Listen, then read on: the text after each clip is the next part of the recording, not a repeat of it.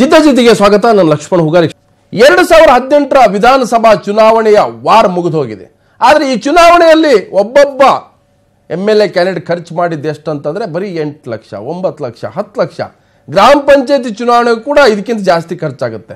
ಆದರೆ ಚುನಾವಣಾ ಆಯೋಗಕ್ಕೆ ಈಗ ಎಲ್ಲ ಪಕ್ಷಗಳ ಅಭ್ಯರ್ಥಿಗಳು ಗೆದ್ದಂಥವ್ರು ಸೋತಂಥವ್ರು ಕೊಟ್ಟಂಥ ಏನು ಮಾಹಿತಿ ಇದೆ ಅದರ ಪ್ರಕಾರ ಇವರು ಚುನಾವಣೆ ಗೆದ್ದಿದ್ದಾರೆ. ಹಾಗಾದರೆ ಇಷ್ಟೊಂದು ಬಡವರಾದ್ರೆ ನಮ್ಮ ಶಾಸಕರುಗಳು, ನಮ್ಮ ಗೆದ್ದಂಥವ್ರು ಸೋತಂಥವ್ರು. ಸೊ ಹೀಗಾಗಿ ಇವತ್ತಿನ ಚರ್ಚೆನ ಕೈಗೆತ್ತಿಕೊಳ್ತೇನೆ. ದುಡ್ಡೇ ದೊಡ್ಡಪ್ಪ, ಸುಳ್ಳೇ ಅವರಪ್ಪ.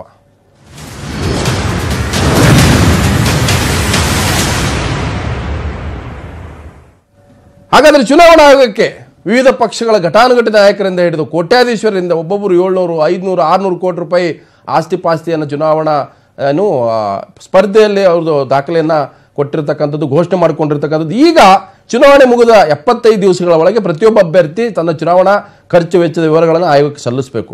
ಈ ಸಲ್ಲಿಕೆ ಆದಂಥ ಈಗ ವಿವರ ಏನಿದೆ ಈಗ ಅದು ಹೊರಗೆ ಬಂದಿದೆ. ಅದರಲ್ಲಿ ಯಾರ್ಯಾರು ಎಷ್ಟು ಖರ್ಚು ಮಾಡಿದ್ದಾರೆ ಅಂದರೆ ಇದು ಮಾಮೂಲಿ ಲೆಕ್ಕ. ಇದು ಅಂದರೆ ಖರ್ಚು ರಿಸಿಟ್ ತಗೊಂಡಿರೋ ಲೆಕ್ಕ ಪ್ರಕಾರ DCM ಆಗಿರ್ತಕ್ಕಂಥ ಡಾಕ್ಟರ್ G. ಪರಮೇಶ್ವರ್ ಅವರು 8.5 ಲಕ್ಷ ಖರ್ಚು ಮಾಡಿದ್ದಾರೆ. 8,60,068 ಖರ್ಚು ಮಾಡಿದ್ದಾರೆ. ಇಷ್ಟೇ ಖರ್ಚು ಮಾಡಿರೋದು ಚುನಾವಣೆ ಕೊರಟಗೆರೆಯಲ್ಲಿ. ಇನ್ನು JDS ಸುಧಾಕರ್ ಸೋತಂತವರು 9,46,000 ರೂಪಾಯಿ ಖರ್ಚು ಮಾಡಿದ್ದಾರೆ. BJP YH Huchchaiah 15,59,000. ಇನ್ನು DK ಶಿವಕುಮಾರ್ ಕನಕಪುರದಲ್ಲಿ ಚುನಾವಣಾ ವೆಚ್ಚ ಮಾಡಿದ್ದು ಬರೀ 13 ಲಕ್ಷ. 13 ಲಕ್ಷದಲ್ಲಿ ಚುನಾವಣೆ ಗೆದ್ದು ಬಿಟ್ಟಿದ್ದಾರೆ.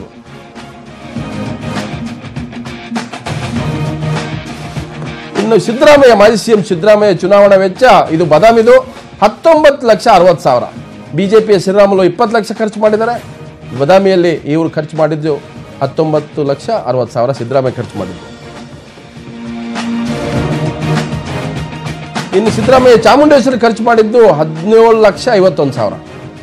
ಇನ್ನು JDSನ GT ದೇವೇಗೌಡ ಗೆದ್ದವರು 10,64,000, ಬರೀ 10 ಲಕ್ಷ ಖರ್ಚು ಮಾಡಿ ಗೆದ್ದಿದ್ದಾರೆ ಚುನಾವಣೆಯಲ್ಲಿ. ಸಿದ್ದರಾಮಯ್ಯ ವೆಚ್ಚ 17 ಆದರೆ GT ದೇವೇಗೌಡರು 10.5 ಲಕ್ಷ. ಇನ್ನು HK ಪಾಟೀಲ್ರು ಗದಗದಲ್ಲಿ 19,80,000 ರೂಪಾಯಿ ಖರ್ಚು ಮಾಡಿದ್ದಾರೆ. ಚುನಾವಣೆ ವೆಚ್ಚ ಮಾಡಿರೋದು 19 ಲಕ್ಷ. BJP ಅನಿಲ್ ಮೆಣಸಿನಕಾಯಿ 13,18,000 ಖರ್ಚು ಮಾಡಿದರೆ HK ಪಾಟೀಲ್ 19,80,000, ಹೆಚ್ಚು ಕಮ್ಮಿ 20 ಲಕ್ಷ. ಇನ್ನು MB ಪಾಟೀಲ್ ಬಬಲೇಶ್ವರದಲ್ಲಿ ಖರ್ಚು ಮಾಡಿದ್ದು 14,43,000. BJP ವಿಜಯಕುಮಾರ್ ಸಿದ್ದರಾಮಗೌಡ 10,18,000. ಇನ್ನು MB ಪಾಟೀಲ್ ಜಮೀರ್ ಅಹಮದ್ ಖಾನ್ ಚಾಮರಾಜಪೇಟೆಯಲ್ಲಿ ಚುನಾವಣಾ ವೆಚ್ಚ ಮಾಡಿದ್ರು. ಪಾಪ ಕರೆಕ್ಟಾಗಿ ಚುನಾವಣಾ ಆಯೋಗ ಎಷ್ಟು ಫಿಕ್ಸ್ ಮಾಡಿದ್ರೆ ಅಷ್ಟು ಮಾಡಿದ್ದಾರೆ. 27 ಲಕ್ಷ. 28 ಮಾಡಬೇಕಾಗಿತ್ತು, 27 ಲಕ್ಷ ಖರ್ಚು ಮಾಡಿದ್ದಾರೆ. JDSನ ಅಹಮದ್ ಖಾನ್ ಚುನಾವಣಾ ವೆಚ್ಚ 27 ಲಕ್ಷ. JDSನ ಅಲ್ತಾಫ್ ಖಾನ್ 25 ಲಕ್ಷ. ಇನ್ನು ದಿನೇಶ್ ಗುಂಡ್ರಾವ್ ಗಾಂಧಿನಗರ ಚುನಾವಣಾ ವೆಚ್ಚ 18,82,000. BJP ಸಪ್ತಗಿರಿಗೌಡ 18,59,000. ಇನ್ನು ರಾಮಲಿಂಗಾರೆಡ್ಡಿ BTM ಲೋಟ್ ಚುನಾವಣಾ ವೆಚ್ಚ 16,57,000. ಬರೀ 16 ಲಕ್ಷ ಚುನಾವಣೆ ಗೆದ್ದಿದ್ದಾರೆ. BJPಯಲ್ಲಿ ಅಲ್ಲೇಶ್ ರೆಡ್ಡಿ 15 ಲಕ್ಷ. ದೇಶಪಾಂಡೆ ಹರಿಯಾಣದಲ್ಲಿ 22,25,000 ರೂಪಾಯಿ ಖರ್ಚು ಮಾಡಿದ್ದಾರೆ MLA ಎಲೆಕ್ಷನ್ಗೆ. BJP ಸುನಿಲ್ ಹೆಗಡೆ 26 ಲಕ್ಷ. ದೇಶಪಾಂಡೆಗಿಂತ ಒಂದು ಸ್ವಲ್ಪ ಜಾಸ್ತಿ ಇವರು ಖರ್ಚು ಮಾಡಿದ್ದಾರೆ. ಇನ್ನು JDSನ ಯಾರ್ಯಾರು ಎಷ್ಟು ಖರ್ಚು ಮಾಡಿದ್ದಾರೆ? ಕುಮಾರಸ್ವಾಮಿ ಚುನಾವಣಾ ವೆಚ್ಚ ಇದು ರಾಮನಗರದ್ದು ಬರೀ 9,51,000. ಪರವಾಗಿಲ್ಲ, 9 ಲಕ್ಷದಲ್ಲಿ ಚುನಾವಣೆ ಆಗ್ಬಿಡುತ್ತೆ. ಕುಮಾರಸ್ವಾಮಿ ಅವರು ವೆಚ್ಚ ಮಾಡಿದ್ದು ರಾಮನಗರದಲ್ಲಿ 9,51,000. ಹಾಗೆ ಇದು ಚನ್ನಪಟ್ಟಣ 2 ಕ್ಷೇತ್ರ ನಿಂತಿದ್ರು ಕುಮಾರಸ್ವಾಮಿ. ಚನ್ನಪಟ್ಟಣದಲ್ಲಿ 10,22,000 ಖರ್ಚು ಮಾಡಿದ್ದಾರೆ. ಸೊ 2 ಕ್ಷೇತ್ರದ 10 ಲಕ್ಷ, 20 ಲಕ್ಷಕ್ಕೆ 2 ಕ್ಷೇತ್ರ ಗೆದ್ದಿದ್ದಾರೆ ಕುಮಾರಸ್ವಾಮಿ. ಇನ್ನು HD ರೇವಣ್ಣ ಅವರು ಹೊಳೆನರಸೀಪುರದಲ್ಲಿ 9,90,000, ಹೆಚ್ಚು ಕಮ್ಮಿ ಇವರು 10 ಲಕ್ಷಕ್ಕೆ ಚುನಾವಣೆ ಗೆದ್ದಿದ್ದಾರೆ. ಕಾಂಗ್ರೆಸ್ನ ಮಂಜೇಗೌಡ 10,28,000. ಇನ್ನು ವಿಶ್ವನಾಥ್ ಚುನಾವಣೆ ವೆಚ್ಚ 20,83,000 ಹುಣಸೂರಿನಲ್ಲಿ ಇವರು ಖರ್ಚು ಮಾಡಿದ್ದು. ಹಾಗೆಯೇ ಕಾಂಗ್ರೆಸ್ SP ಮಂಜುನಾಥ್ 12,57,000. ಇನ್ನು ಪುಟ್ಟರಾಜು ಮೈಲ್ಕೋಟೆಯಲ್ಲಿ 21,85,000 ಖರ್ಚು ಮಾಡಿದ್ದಾರೆ. ಪಕ್ಷೇತರ ಅಭ್ಯರ್ಥಿ ದರ್ಶನ್ ಪುಟ್ಟಣೆ 11 ಲಕ್ಷ ಖರ್ಚು ಮಾಡಿದ್ದಾರೆ ಮೈಲ್ಕೋಟೆ ಎಲೆಕ್ಷನ್ನಲ್ಲಿ. DC ತಮ್ಮಣ್ಣ ಮದ್ದೂರಿನಲ್ಲಿ 15,38,000 ಖರ್ಚು ಮಾಡಿದ್ದಾರೆ. ಕಾಂಗ್ರೆಸ್ನ GM ಮಧು 13 ಲಕ್ಷ. ತಮ್ಮಣ್ಣ ಚುನಾವಣೆ. ಇನ್ನು BJPಯ ಮುಖಂಡರು ಯಾರು ಎಷ್ಟು ಖರ್ಚು ಮಾಡಿದ್ದಾರೆ? ಶಿಕಾರಿಪುರದಲ್ಲಿ BS ಯಡಿಯೂರಪ್ಪ 18,14,000 ರೂಪಾಯಿ ಖರ್ಚು ಮಾಡಿದ್ದಾರೆ. ಇನ್ನು ಕಾಂಗ್ರೆಸ್ನ ಗೋಣಿ ಮಾಲ್ತೇಶ್ 20 ಲಕ್ಷ ಖರ್ಚು ಮಾಡಿದರೆ ಯಡಿಯೂರಪ್ಪ 18,14,000.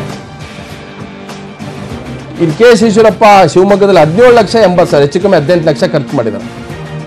ಕಾಂಗ್ರೆಸ್ನ ಪ್ರಸನ್ನ ಕುಮಾರ್ ಬರೀ 6 ಲಕ್ಷ. ಜಗದೀಶ್ ಶೆಟ್ಟರ್ ಚುನಾವಣಾ ಖರ್ಚು 16,56,000 ರೂಪಾಯಿ ಹುಬ್ಬಳ್ಳಿ ಸೆಂಟ್ರಲ್. ಕಾಂಗ್ರೆಸ್ನ ಮಹೇಶ್ ನಲ್ವಾಡ್ 10 ಲಕ್ಷ. ಇನ್ನು ಆರ್ ಅಶೋಕ್ ಚುನಾವಣಾ ಖರ್ಚು ಬರೀ 9,95,000. ಇವರು 10 ಲಕ್ಷ ಗೆದ್ದಿದ್ದಾರೆ ಚುನಾವಣೆ. ಎಸ್, ಒಂದು ವಾರ್ಡ್ಗೆ ಸಾಲ್ತದೆ. ಎಸ್, ಆರ್ ಅಶೋಕ್ ಪದ್ಮನಾಭದಲ್ಲಿ. ವಿ ಸೋಮಣ್ಣ ಚುನಾವಣಾ ಖರ್ಚು ಗೋವಿಂದರಾಜದಲ್ಲಿ 12,38,000 ರೂಪಾಯಿ. ಕಾಂಗ್ರೆಸ್ನ ಪ್ರಿಯಾಕೃಷ್ಣ 9 ಲಕ್ಷ ಅಷ್ಟೇನೆ, 9,55,000 ಪ್ರಿಯಾಕೃಷ್ಣ ಖರ್ಚು ಮಾಡಿದ್ದು.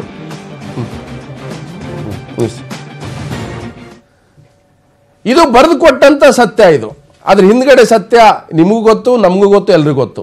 ಅದರಿಂದ ಎಷ್ಟು ಖರ್ಚು ಇದು ಒಂದು ವಾರ್ಡ್ನ ಒಂದು ಏರಿಯಾ ಖರ್ಚಾಗುತ್ತೆ ಇಷ್ಟು ದುಡ್ಡು. ಆದರೆ ಚುನಾವಣಾ ಆಯೋಗಕ್ಕೆ ಲೆಕ್ಕಪತ್ರದ ಪ್ರಕಾರ ಕೊಟ್ಟಿರ್ತಕ್ಕಂಥ ಮಾಹಿತಿ. ಆದರೆ ಭಯಾನಕ ಸತ್ಯ ಒಂದಿದೆ, ಅದು ನಿಮ್ಮ ಮುಂದೆ ಹೇಳ್ತೀವಿ. ಈ ಭಯಾನಕ ಸತ್ಯ ಏನಂದ್ರೆ 2018ರ ಕರ್ನಾಟಕ ವಿಧಾನಸಭಾ ಚುನಾವಣೆ ಭಾರಿ ದುಬಾರಿ ಚುನಾವಣೆ ಅಂತ ಹೇಳಲಾಗ್ತಾ ಇದೆ.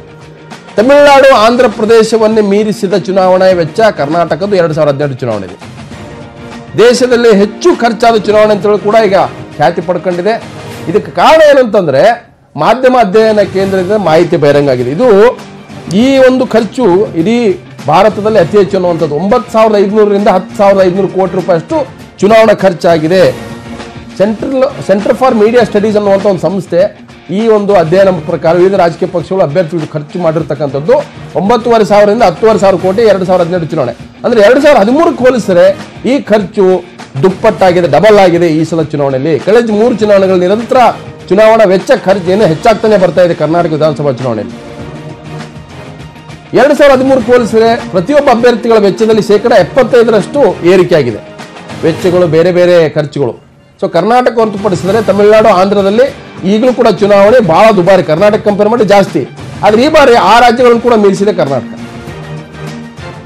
ವಿಧಾನಸಭಾ ಚುನಾವಣೆಯ ಅಭ್ಯರ್ಥಿ ಖರ್ಚಿಗೆ ಕರ್ನಾಟಕದಲ್ಲಿ ಮಿತಿ ಇರತಕ್ಕಂಥದ್ದು 28 ಲಕ್ಷ. ಪ್ರತಿಯೊಬ್ಬ ಅಭ್ಯರ್ಥಿ 28 ಲಕ್ಷದ ಒಳಗೆ ಖರ್ಚು ಮಾಡಬೇಕು. ಲೋಕಸಭಾ ಚುನಾವಣೆಗೆ ಖರ್ಚಿನ ಮಿತಿ ಇರತಕ್ಕಂಥದ್ದು 75 ಲಕ್ಷ ರೂಪಾಯಿ. ಬಿಹಾರದಲ್ಲಿ ಈಗಲೂ ಕೂಡ ಅಭ್ಯರ್ಥಿಗಳಿಂದ 40ರಿಂದ 50 ಲಕ್ಷ ಮಾತ್ರ ಖರ್ಚಾಗುತ್ತೆ. ಅಂದ್ರೆ ಅಷ್ಟು ಹಣದಲ್ಲಿ ಗೆಲ್ತಾರೆ.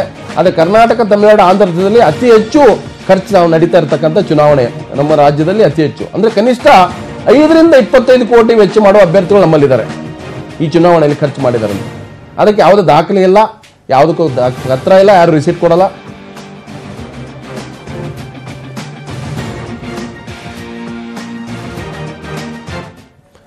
ಹಾಗಾದ್ರೆ ಈ ಒಂದು ಕಹಿ ಸತ್ಯವನ್ನ ಕೆಲವರು ಒಪ್ಪಿಕೊಂಡಿದ್ದಾರೆ. ಕಾಂಗ್ರೆಸ್ನ ಮಾಜಿ ಶಾಸಕ ರಾಜಣ್ಣ, ಮತ್ತೊಂದು ಕಡೆ ಕೆಪಿಸಿ ಅಧ್ಯಕ್ಷ ದಿನೇಶ್ ಗುಂಡೂರಾವ್, ಮತ್ತೆ ಕೆಲವು ಮಾಜಿ ಶಾಸಕರಂತ ಬಸವರಾಜ ರೆಡ್ಡಿ. ಸೊ ಬಹಳಷ್ಟು ಜನಕ್ಕೆ ಗೊತ್ತಿದೆ, ಮತದಾರರಿಗೂ ಗೊತ್ತು, ತಮಗೂ ಗೊತ್ತು, ನಮಗೂ ಗೊತ್ತು, ಬೇರೆ ಎಲ್ಲರಿಗೂ ಗೊತ್ತು. ಆದರೆ ಚುನಾವಣಾ ಆಯೋಗ ಒಂದು ರೀತಿ ಹಲ್ಲಿಲ್ಲದ ಹಾವು. ಅದರ ಕಾಯ್ದೆಯಲ್ಲಿ ಈ ರೀತಿ ಮಾಲ್ ಪ್ರಾಕ್ಟೀಸ್ ಮಾಡಿದ್ರೆ, ಖರ್ಚು ಮಾಡಿದ್ರೆ ಯಾವುದೇ ರೀತಿಯ ಶಿಕ್ಷೆ ವಿಧಿಸ್ತಕ್ಕಂಥ ಅವಕಾಶ ಇಲ್ಲ. ಹಾಗಾಗಿ ಇವತ್ತು ಕೆಲವರು ಮಾತಾಡಿದ್ದಾರೆ, ಅವರು ಕಹಿ ಸತ್ಯವನ್ನು ಹೇಳಿದ್ದಾರೆ. ಹಾಗಾಗಿ ಗೆದ್ದವರೆಲ್ಲರೂ ಕೂಡ 10 ಲಕ್ಷ ಗೆಲ್ಲಕ್ಕೆ ಸಾಧ್ಯ ಇಲ್ಲ. ಅವ್ರು ಗೆದ್ದಿಲ್ಲ, ಆದರೆ ಆತ್ಮವಂಚನೆ ಮಾಡ್ಕೊಂಡಿದ್ದಾರೆ. ಹಾಗಾದ್ರೆ ಯಾರು ಏನು ಮಾತಾಡಿದ್ರು ನೋಡೋಣ. ಈಗ ಚುನಾವಣೆಯ ಇದರಲ್ಲಿ ಅತಿ ಹೆಚ್ಚಿನ ಹಣ ಖರ್ಚಾಗ್ತಕ್ಕಂಥದ್ದು ನಿಜವಾದಂಥ ವಿಚಾರ, ಅದ್ರ ಬಗ್ಗೆ ಎರಡು ಮಾತಿಲ್ಲ, ಅದು ಸತ್ಯ. ಆದರೆ ಚುನಾವಣೆ ಆಯೋಗಕ್ಕೆ ಲೆಕ್ಕ ಕೊಡೋದ್ರಲ್ಲಿ ಎಲ್ಲ ಅಭ್ಯರ್ಥಿಗಳು ಕೂಡ ಆ ಲೆಕ್ಕದ ಪ್ರಕಾರ ಕೂಡ ತೋರಿಸ್ತಕ್ಕಂಥದ್ದು ಆಗ್ತದೆ. ಅದರಿಂದ ಇದನ್ನು ಯಾವ ರೀತಿಯಾಗಿ ಈ ಸರಿಪಡಿಸಬೇಕು, ಇದು ದೊಡ್ಡ ಯಕ್ಷ ಪ್ರಶ್ನೆ. ನಾವಿಲ್ಲಿ ಇರೋ 224 ಜನನು ಕೂಡ ಕಾನೂನನ್ನ ಮುರಿದೇ ಬಂದು ಕೂತಿರೋರು ಅಂತ ಹೇಳಿದ್ದೀನಿ. ಅಸೆಂಬ್ಲಿ ರೆಕಾರ್ಡ್ನಲ್ಲೂ ಇದಾವೆ. 224 ಜನ ಸೇರ್ಕೊಂಡು ಹೇಳಿರೋದು, ನಾನು ಒಬ್ಬಂದು ಇನ್ನೊಬ್ಬಂದು ಅಲ್ಲ. ಅವೆಲ್ಲ ಸುಮ್ಮನೆ ಏನಂದ್ರೆ ಎಲೆಕ್ಷನ್ ಕಮಿಷನರು ಇವೆಲ್ಲ ಸುಮ್ಮನೆ ಜನಗಳಿಗೆ ಅಪಹಾಸ್ಯಕ್ಕೆ ಈಡಾಗೋ ರೀತಿಯಲ್ಲಿ ಚುನಾವಣಾ ಪ್ರಕ್ರಿಯೆಗಳು ನಡೀತಾ ಇರ್ತಕ್ಕಂಥದ್ದು. ಈಗೇನಿಲ್ಲ, ನಾನು ಒಬ್ಬ ಹುಚ್ಚು ಮಧ್ಯೆ ನಾನು ಒಬ್ಬ ಹುಚ್ಚ ಇದ್ದಂಗೆ ಅಷ್ಟೇ ಈ ಚುನಾವಣೆ ಪ್ರಕ್ರಿಯೆಯಲ್ಲಿ. ಎಲ್ಲ ಸುಳ್ಳೆಕ್ಕನೆ ನನ್ನಿಂದ ಸೇರಿದೆ. ನಾನಂತೂ 15 ಲಕ್ಷ ಖರ್ಚು ಮಾಡಿದ್ದೇನೆ, ಅದನ್ನು ಕೊಟ್ಟಿದ್ದೇನೆ. ಬಂತಂದ್ರೆ ನಮ್ಗೆ ಅನುಕೂಲ ಆಗಲ್ಲೇನ್ರಿ? I think leave it. ಮಿತಿ ಮೀರಿ ಲೆಕ್ಕ ಅವ್ರು ಎಷ್ಟು ಖರ್ಚು ಮಾಡಿದ್ದಾರೆ ಅವ್ರವ್ರು ಇದಕ್ಕೆ ಇದು ಇರ್ತದೆ. ಮಿತಿ ಮೀರೋದು ಪ್ರಶ್ನೆನೇ ಇದೆ. That is the guideline of the election commission ಅಲ್ವಾ? ಬಹುತೇಕ ಸತ್ಯ. ಅವ್ರು ಕೊಟ್ಟಿದ್ದೀವಿ, ಅದನ್ನ ಹೋಗಿ ಅಲ್ಲಿ ಕೇಳಿ ನೀವು ನನ್ನ ಹತ್ರ ಏನು ಕೇಳ್ತೀರಿ?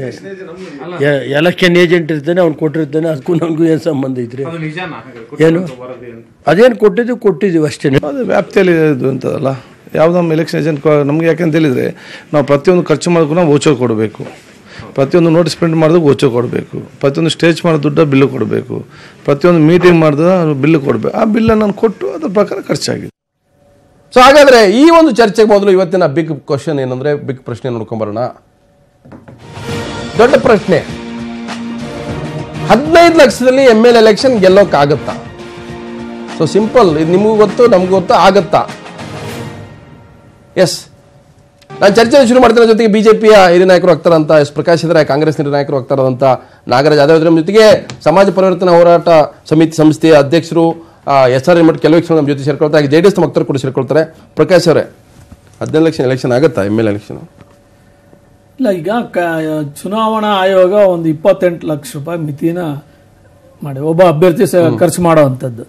ಕಾನೂನಾತ್ಮಕವಾಗಿ ಯಾರೇ ಅಭ್ಯರ್ಥಿಗಳು ಏನೇನು ಮಾಡೋದು 28 ಲಕ್ಷ ರೂಪಾಯಿ ಒಳಗಡೆ ಲೆಕ್ಕ ಕೊಡಬೇಕು. ಅದು ಅವ್ರ ಖರ್ಚು ಮತ್ತು ಪಕ್ಷದಲ್ಲಿ ಯಾವ್ಯಾವ್ದು ಸಾರ್ವಜನಿಕ ಸಭೆಗಳು ನಡೆಯುತ್ತೆ, ಅದರಲ್ಲಿ ಇವ್ರು ಯಾವ್ದು ಭಾಗವಹಿಸಿದ್ರು. ಈಗ ವೇದಿಕೆ, ಈಗ ನರೇಂದ್ರ ಮೋದಿ ಅವರದ್ದು ಒಂದು ಕಾರ್ಯಕ್ರಮ ನಡೆಯುತ್ತೆ. ಆ ನರೇಂದ್ರ ಮೋದಿ ಅವರ ಕಾರ್ಯಕ್ರಮ ಸಾರ್ವಜನಿಕ ಸಭೆಯಲ್ಲಿ ಎಷ್ಟು ಅಭ್ಯರ್ಥಿಗಳ ವೇದಿಕೆಯನ್ನು ಹತ್ತಿರ್ತಾರೋ ಅವರೆಲ್ಲರಿಗೂ ಅದು ಡಿವೈಡ್ ಆಗುತ್ತೆ. ಈ ರೀತಿ ಲೋಕಸಭಾ ಚುನಾವಣೆಯಲ್ಲಿ 15 ಲಕ್ಷಕ್ಕೆ ಆಗುತ್ತಾ ಅಂತ ಅಸೆಂಬ್ಲಿ? 15 ಲಕ್ಷ ರೂಪಾಯಿಗೆ ಆಗೋದೆಲ್ಲ ಕನಸಿನ ಮಾತು. 7 ಲಕ್ಷ ಅದೊಂದು ಪ್ರಿಸ್ಕ್ರೈಬ್ಡ್ ಅಮೌಂಟ್ ಕಾನೂನಾತ್ಮಕವಾಗಿ. ಆದ್ರೆ ಚುನಾವಣೆಯನ್ನ ಲೆಕ್ಕಗಳು ಕೊಡೋದು ಕೃಷ್ಣ ಲೆಕ್ಕ ಬೇರೆ ಅಂತ ಅಲ್ಲ. ಚುನಾವಣೆ ಈ ದೇಶದಲ್ಲಿ ಮಿತಿ ಹಾಕಿ ಮಾಡ್ತೀವಿ ಅನ್ನುವಂತ ಕಾಲ ಹೊರಟೋಗಿದೆ ಅಂತ ನನ್ನ ಪ್ರಾಮಾಣಿಕ ಅನಿಸಿಕೆ. ನಾಗರಾಜ್ ಅವರೇ, 8 ಲಕ್ಷ 9 ಲಕ್ಷ ಚುನಾವಣೆ ಆಗುತ್ತಾ ಅಂತ ಇದು ಯಾರನ್ನ ನಂಬಿಸಕ್ಕೆ ಹೊರಟಿರತಕ್ಕಂಥದ್ದು? ಚುನಾವಣಾ ಆಯೋಗನೂ ಆತ್ಮವಂಚನೆ, ನಾವು ಆತ್ಮವಂಚನೆ, ಎಲೆಕ್ಷನ್ ನಿಂತವರು ಆತ್ಮವಂಚನೆ, ಗೆದ್ದವರು ಸೋತ್ರ ಎಲ್ಲರೂ ಆತ್ಮವಂಚನೆ. ನಾನು ರಾಜಣ್ಣ ಅವರ ಮಾತನ್ನು ಒಪ್ತೀನಿ, ಯಾಕಂದ್ರೆ ಅವರು ಪಾಪ ಕಳೆದ ಬಾರಿ ಶಾಸಕರಾಗಿದ್ದರೆ ಅಸೆಂಬ್ಲಿ ಹೇಳಿದಾಗ ಅವ್ರ ಮೇಲೆ ಕೇಸ್ ಹಾಕಿರಿ ಅಂತಂದ್ರು. ಅಲ್ಲ ಸ್ವಾಮಿ, ನಡೀತಾ ಇರೋ ಚುನಾವಣಾ ವ್ಯವಸ್ಥೆ ಹೊರಗಡೆ ನಡೆಯೋದು ಬೇರೆ, ದಾಖಲೆ ಕೊಡೋದೇ ಬೇರೆ. ಇಲ್ಲಿ ಗೋಪಿನಾಥ್ ಮುಂಡೆ ಬಹಳ ಮಹಾರಾಷ್ಟ್ರದಲ್ಲಿ ಅದು ಪಾರ್ಲಿಮೆಂಟ್ ದೊಡ್ಡ ವಿಚಾರ ಆಗಿತ್ತಲ್ಲ, ಅದು ದೊಡ್ಡ ಸುದ್ದಿ ಆಗಿತ್ತು. I have spend 15 crores for election ಅಂತ ಬಂದಿತ್ತಲ್ಲ ವಿಚಾರ, ದೊಡ್ಡ ಚರ್ಚೆನೇ ಆಯ್ತು ಆವಾಗ ಆ ವಿಚಾರ ಹೇಳಿದಾಗ ದೊಡ್ಡ ತನಿಖೆ ಆಗಬೇಕು, ವಿಚಾರ ಆಗಬೇಕು, ಅವ್ರನ್ನ ಡಿಸ್ಕ್ವಾಲಿಫೈ ಮಾಡಬೇಕು, ಎಲ್ಲ ವಿಚಾರಗಳು ಬಂತು. ಇಲ್ಲಿ ಇದೇ ಬಹಳ ಇಂಪಾರ್ಟೆಂಟ್ ಚರ್ಚೆಯಲ್ಲಿ ತಗೊಂಡಿರ್ತದೆ. ಯಾಕಂದರೆ ಮುಂದಿನ ಲೋಕಸಭಾ ಚುನಾವಣೆ ದೇಶದ ಭವಿಷ್ಯವನ್ನು ತೀರ್ಮಾನ ಮಾಡ್ತದೆ. ಹಣವಿದ್ದವರೇ ಪಾರ್ಲಿಮೆಂಟ್ ಮೆಂಬರ್ ಆಗಬೇಕು, ಇಲ್ಲ ಸಮಾಜ ಸೇವೆ ಮಾಡತಕ್ಕಂಥವ್ರು ಮಾನವೀಯತೆ ದೃಷ್ಟಿಯಿಂದ ಕೂಡ ಆಗಬೇಕು ಅಂತಕ್ಕಂಥ ವಿಶ್ಲೇಷಣೆ ಆಗಬೇಕಾದ್ರೆ ಇದು ಬಹಳ important. Money is very very important in election. Decisive matter ಅದು ಡಿಸಿಷನ್ ದೇಶದ ಭವಿಷ್ಯವನ್ನು ರೂಪಿಸ್ತದೆ. ಯಾಕಂದರೆ ದುಡ್ಡಿರ್ತಕ್ಕಂಥವನು ಏನು ಬೇಕಾದರೂ ಮಾಡ್ಬೋದು, ನಾನು ಚುನಾವಣೆಯನ್ನು ಗೆಲ್ಲಬಹುದು ಅಂತೇಳಿ ಕೋಟಿಗಟ್ಟಲೆ ಖರ್ಚು ಮಾಡಿ ಅವನು ಲೋಕಸಭೆಗೆ ಹೋದಾದ್ರೆ ಯಾವ ರೀತಿ ಕಾನೂನು ರಚನೆ ಮಾಡಬಲ್ಲ. ಇಲ್ಲ ಈಗ ಹೂಗಾರ್ ಥರ ಹೋರಾಟ ಮಾಡಿ ಬಂದಿರತಕ್ಕಂಥವ್ರು ಕೂಡ ಒಂದು ಸಮಾಜದಲ್ಲಿ ನಾನು I can also make become A policy maker ಅಂತ ಅವನು ಆಯ್ಕೆ ಹೋದ್ರೆ ಅವನ ಚಿಂತನೆ ಏನಿರ್ತಂತ ಯೋಚನೆ ಮಾಡಬೇಕು. ಅದಕ್ಕೋಸ್ಕರವಾಗಿ appreciate you for conducting this debate. ಇಲ್ಲ ಗೋಪಿನಾಥ್ ಮುಂಡೆ ನನಗೆ ಜ್ಞಾಪಕ ಇದೆ ಅವ್ರು ಯಾರು ಏನಾಯ್ತು ಅಂತ. 224 ಜನ ಕಾನ್ಸ್ಟಿಟ್ಯೂನ್ಸಿಗಳು ಮತ್ತು 543 ಪಾರ್ಲಿಮೆಂಟರಿ ಕಾನ್ಸ್ಟಿಟ್ಯೂನ್ಸಿಗಳು ತಗೊಂಡಾಗ ಎಲ್ಲರೂ ಕೂಡ ಎಲ್ಲ ಬ್ಲ್ಯಾಕ್ ಮನಿನೇ ಖರ್ಚು ಮಾಡಿದ್ದಾರೆ. ಜಾಸ್ತಿ ಖರ್ಚು ಮಾಡೋದು ಹೇಳಕ್ಕೂ ಬರಲ್ಲ. ಕೆಲವು ಜನ ನಿಜವಾಗ್ಲೂ ಪ್ರಾಮಾಣಿಕವಾಗಿ ಲಿಮಿಟ್ ಒಳಗಡೆ ಮಾಡಿರ್ತಕ್ಕಂಥ ಜನ. ಈಗ ಹಿಂದೆ ಇವರಿದ್ದರು, ನಮ್ಮ ಪ್ರೊಫೆಸರ್ ಹಾವೇರಲ್ಲಿ ಗೆದ್ದಿದ್ರಲ್ಲ ನಮ್ಮ ಕಾಂಗ್ರೆಸ್ಸಿಂದ, ಸನ್ನಿಧಿಯವರು, ಐ ಜಿ ಸನ್ನಿಧಿಯವರು, ಪ್ರಾಮಾಣಿಕವಾಗಿ ಹೇಳ್ತೀನಿ, ಅವರು ಅವ್ರ ಲಿಮಿಟಲ್ಲಿ ಎಲೆಕ್ಷನ್ ಗೆದ್ದದ್ದು ಸತ್ಯ ಅಂತಕ್ಕಂಥ ಮಾತನ್ನು ಹೇಳ್ತೀನಿ. ರಾಜಣ್ಣರ ಅಭಿಪ್ರಾಯ 224 ಜನ ಚುನಾವಣಾ ಮಿತಿಯಲ್ಲಿ ನಾವು ಗೆದ್ದಿಲ್ಲ, ಎಲ್ಲರೂ ಕಾನೂನು ವಿರುದ್ಧ ಗೆದ್ದಿವಿ ಅಂತ ಪ್ರಕಾಶ್. ಅವರ ಮಿತಿಯನ್ನ ದಾಟಿರ್ತಾರೆ. ಇಲ್ಲಿ ನಾಗರಾಜ್ ಯಾದವ್ ಏನಕ್ಕೋ ತೇಪೆ ಆಗ್ತಾರೆ, ನಂಗೆ ಗೊತ್ತಿಲ್ಲ. ಒಂದ್ಸತಿ ಸುಳ್ಯದಲ್ಲಿ ಅಂಗಾರರ್ ಅವ್ರಿಗೆ 25,000 ರೂಪಾಯಿ ಒಳಗಡೆ ಚುನಾವಣೆ ಗೆಲ್ಲಬೇಕು ಅಂತ ಹೇಳಿ ಕಾರ್ಯಕರ್ತರ ಪಡೆ ಮಾಡಿದ್ರು. ಒಂದ್ಸತಿ ಯಶಸ್ವಿ ಸನದಿ ಇದೆಲ್ಲ ಒಂದು ಯಾವ್ದೋ ಒಂದು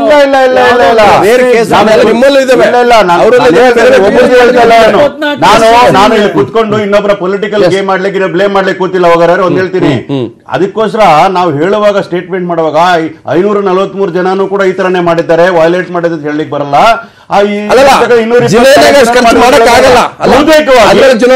ಬಹುತೇಕವಾಗಿ ಎಲ್ಲರೂ ಕೂಡ ಲಿಮಿಟ್ ಒಳಗೆ ಎಲೆಕ್ಷನ್ ಮಾಡ್ಲಿಕ್ಕೆ ಸಾಧ್ಯ ಆಗೋದಿಲ್ಲ ಅಂತಕ್ಕಂಥ ವಾಸ್ತವ. ಹಾಗಾದ್ರೆ ಈ ಲಿಮಿಟ್ ಏನಕ್ಕೆ ಬೇಕು ಅಷ್ಟೇ. ಇದೇನು ಯಾವ ಅದಕ್ಕೆ ಬರ್ತಾ ಇದೆ ಪಾಯಿಂಟ್. ಆ ಕಾರಣಕ್ಕೋಸ್ಕರ ಎಲೆಕ್ಷನ್ ಅಂದ್ರೆ ನೀವು ಇಲ್ಲಿಗೆಲ್ಲ ಖರ್ಚು ಮಾಡಿ ಅಂತ ಇಲ್ಲ, ಅದಕ್ಕೆ ಹೇಳ್ತಾ ಇದೀನಿ ನಾನು ತಮ್ಮ ಮಾಧ್ಯಮದ ಮೂಲಕ. ಬಹಳ ಒಳ್ಳೆ ಚರ್ಚೆ ಅಂತ ಯಾಕೆ ಹೇಳಿದೆ ಅಂದ್ರೆ, ಎಲೆಕ್ಷನ್ ರಿಫಾರ್ಮ್ಸ್ ಅಲ್ಲಿ ಇದು ಬಹಳ ಪ್ರಮುಖವಾದ ಎಲೆಕ್ಷನ್ ರಿಫಾರ್ಮ್ಸ್ ಅಲ್ಲಿ ಖರ್ಚು ವೆಚ್ಚದ ಬಗ್ಗೆ ಐಟಿ ಅವರು, ಇನ್ಕಮ್ ಟ್ಯಾಕ್ಸ್ ಅವರು, ಎಲೆಕ್ಷನ್ ಕಮಿಷನ್ ಅವರು ಇನ್ನೂ ಬಿಗಿಯಾದ ಕ್ರಮಗಳನ್ನು ಕೈಗೊಳ್ಳಬೇಕಾಗ್ತದೆ. ಯಾವುದೇ ಕಾರಣಕ್ಕೂ ಲಿಮಿಟ್ಗಿಂತ ಮೇಲೆ ಖರ್ಚಾಗದಿರೋ ರೀತಿಯಲ್ಲಿ ಅವರು ಕ್ರಮಗಳನ್ನು ಕೈಗೊಂಡು ಎಲೆಕ್ಷನ್ ಫ್ರೀ ಅಂಡ್ ಫೇರ್ ಆಗಿ ಮಾಡಬೇಕಾಗುತ್ತದೆ.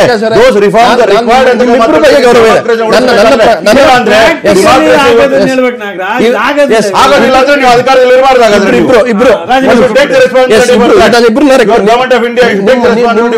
ಆಗಲ್ಲ ಅಂತಕ್ಕಂಥದ್ದು ಯಾವುದೇ ರಾಜಕೀಯ ಪಕ್ಷ ಅದು ಸೋಗಲಾಡಿತನ ಆಗ್ತದೆ ಅಂತ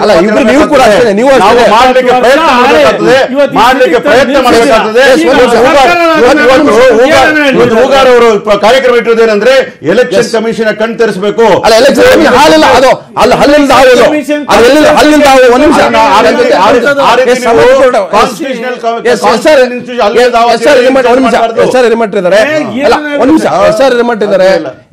ಈ ಬಗ್ಗೆ ಹೋರಾಟವನ್ನು ಕೂಡ ಮಾಡ್ತಿದ್ದಾರೆ. ಒಂದು ಪ್ರಶ್ನೆ ಇರತಕ್ಕಂಥದ್ದು, ಕೆಲವರು ಬಹಳ ದೊಡ್ಡ ದೊಡ್ಡ ಘಟಾನುಘಟಿ ನಾಯಕರು ಡಿ.ಕೆ. ಶಿವಕುಮಾರ್ ಇರ್ಬೋದು, ಕುಮಾರಸ್ವಾಮಿ, ಯಡಿಯೂರಪ್ಪ, ಈಶ್ವರಪ್ಪ, ಶ್ರೀರಾಮುಲು ಎಲ್ಲರೂ ಕೂಡ ಏನ್ ಹೇಳ್ತಾ ಇದಾರೆ ಅಂದ್ರೆ ನಾವು 9 ಲಕ್ಷ 10 ಲಕ್ಷ ಖರ್ಚು ಮಾಡಿವಂತ ದಾಖಲೆ ಸಮೇತ ಆಯೋಗ ಕೊಟ್ಟಿದ್ದಾರೆ. ಹಾಗಾದ್ರೆ 10 ಲಕ್ಷದಲ್ಲಿ ಚುನಾವಣೆ ಗೆದ್ರೆ ಸೊ ರಾಜ್ಯದ ಎಷ್ಟು ಹಣ ಉಳಿಸ್ತಾರೆ ಅಂತ ಇವರು ಈ ಮಂತ್ರಿಗಳಾಗಿದ್ರೆ ರಾಜ್ಯದ ಎಷ್ಟು ದುಂದು ವೆಚ್ಚ ಉಳಿಸಬಹುದು ಇವರು.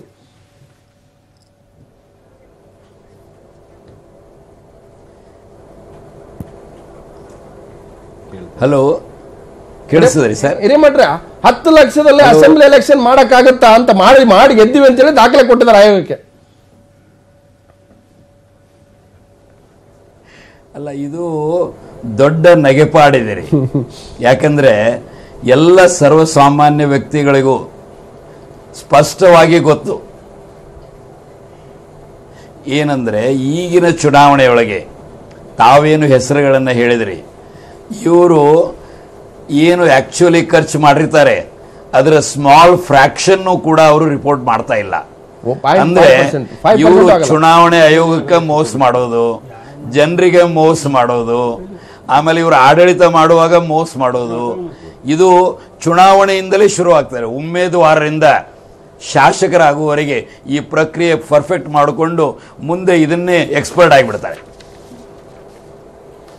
ಈಗ 28 ಲಕ್ಷ ಮಿತಿ ಇದೆ, ಯಾವುದೋ ಪಾರ್ಲಿಮೆಂಟ್ಗೆ 75 ಲಕ್ಷ ಇದೆ.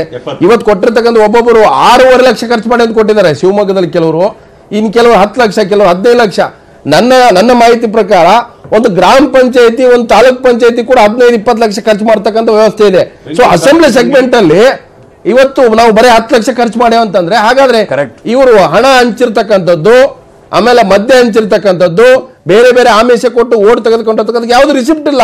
ಹಾಗಾಗಿ ಚುನಾವಣಾ ಆಯೋಗ ಬರೀ ಇವರು ರಿಸಿಪ್ಟ್ ಕೊಟ್ಟರೆ ಮಾತ್ರ ಕೌಂಟ್ ಮಾಡ್ಕೊಳ್ತಾ ಇದೆ ಅಂತ ಆಗುತ್ತಲ್ಲ. ಇಲ್ಲಿಗೆಲ್ಲ ಖರ್ಚಾಗಿರ್ತಕ್ಕಂಥ 9,500 10,000 ಕೋಟಿ ಚುನಾವಣೆಯಲ್ಲಿ.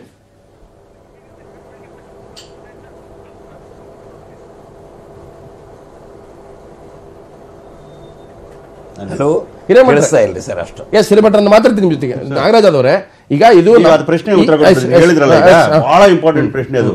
ಈ ಕಾರಣಕ್ಕೋಸ್ಕರನೇ ಅಟಾನಮಸ್ ಬಾಡಿ ಅಂತ ಏನ್ ನಾವು ಎಲೆಕ್ಷನ್ ಕಮಿಷನ್ ಇಟ್ಕೊಂಡಿದೀವೋ ಅದಕ್ಕೆ ಪ್ರಜಾಪ್ರಭುತ್ವದಲ್ಲಿ ಇನ್ನೂ ಹೆಚ್ಚಿನ ಶಕ್ತಿಯನ್ನು ಕೊಡಬೇಕಾಗ್ತದೆ. ಅವ್ರು ಇನ್ನೂ ಹೆಚ್ಚು ಬಿಗಿಯಾಗಿ ಕೆಲಸ ಮಾಡಬೇಕಾಗ್ತದೆ. ಯಾವುದೇ ಕಾರಣಕ್ಕೂ ಕೂಡ ಈ ತರ ನೀವು 10,000 ಕೋಟಿಗಳು ಖರ್ಚಾಗಿದೆ ಅಂತಕ್ಕಂಥದ್ದು ಕಾಮನ್ ಮ್ಯಾನ್ ಮಾತಾಡ್ತಾನೆ ಅಂತಂದ್ರೆ ಅದನ್ನ ದೊಡ್ಡ ಸಮಸ್ಯೆಯಾಗಿ ದೇಶದಲ್ಲಿ ಎಲೆಕ್ಷನ್ ಕಮಿಷನ್ ಅದನ್ನ ಅಡ್ರೆಸ್ ಮಾಡಬೇಕಾಗ್ತದೆ. So we need a strong election reforms to curb the black money spending.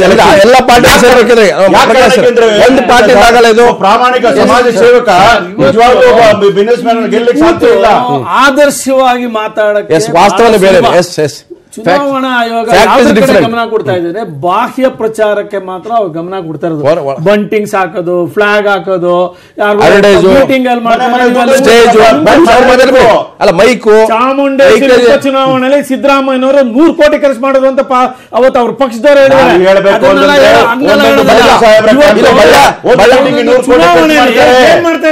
ದೇಶದ ಪ್ರಧಾನಿ ಬಂದು ಕ್ಯಾಂಪೇನ್ ಮಾಡಬೇಕಾದ್ರೆ ನನಗೆ ಲೆಕ್ಕಪಕ್ಕ ಸರಿಯಾಗಿ ಗೊತ್ತಿಲ್ಲ, ಆದ್ರೆ ಒಂದ್ ಮಾತು ಹೇಳ್ತೀನಿ ಕೇಳಿ, ಕೋಟ್ಯಾಂತರ ರೂಪಾಯಿಗಳನ್ನ ಖರ್ಚು ಮಾಡ್ತಾರೆ.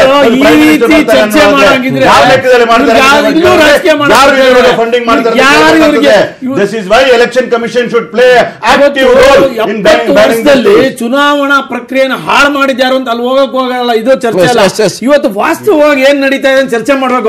ಅದು ಬಿಟ್ಬಿಟ್ಟು ಆದರ್ಶ ಹೇಳಕ್ ಕೂತ ಅಂದ್ರೆ ಇದೆಲ್ಲ ವೇದಿಕೆ. ಚುನಾವಣಾ ಆಯೋಗ ಇವತ್ತು ಊಟ ಕೊಡಬಾರ್ದು ಕಾರ್ಯಕರ್ತರಿಗೆ, ಅದು ಲೆಕ್ಕ ಬರ್ತದೆ. ಏನೋ ಈ ತರ ಅಸಂಬದ್ಧವಾದಂತ ನಿಯಮಾವಳಿಗಳನ್ನ ಹೋಗ್ತೀನಿ. ಹಿಂಭಾಗದಲ್ಲಿ ಖರ್ಚಾಗ್ತಿಲ್ಲ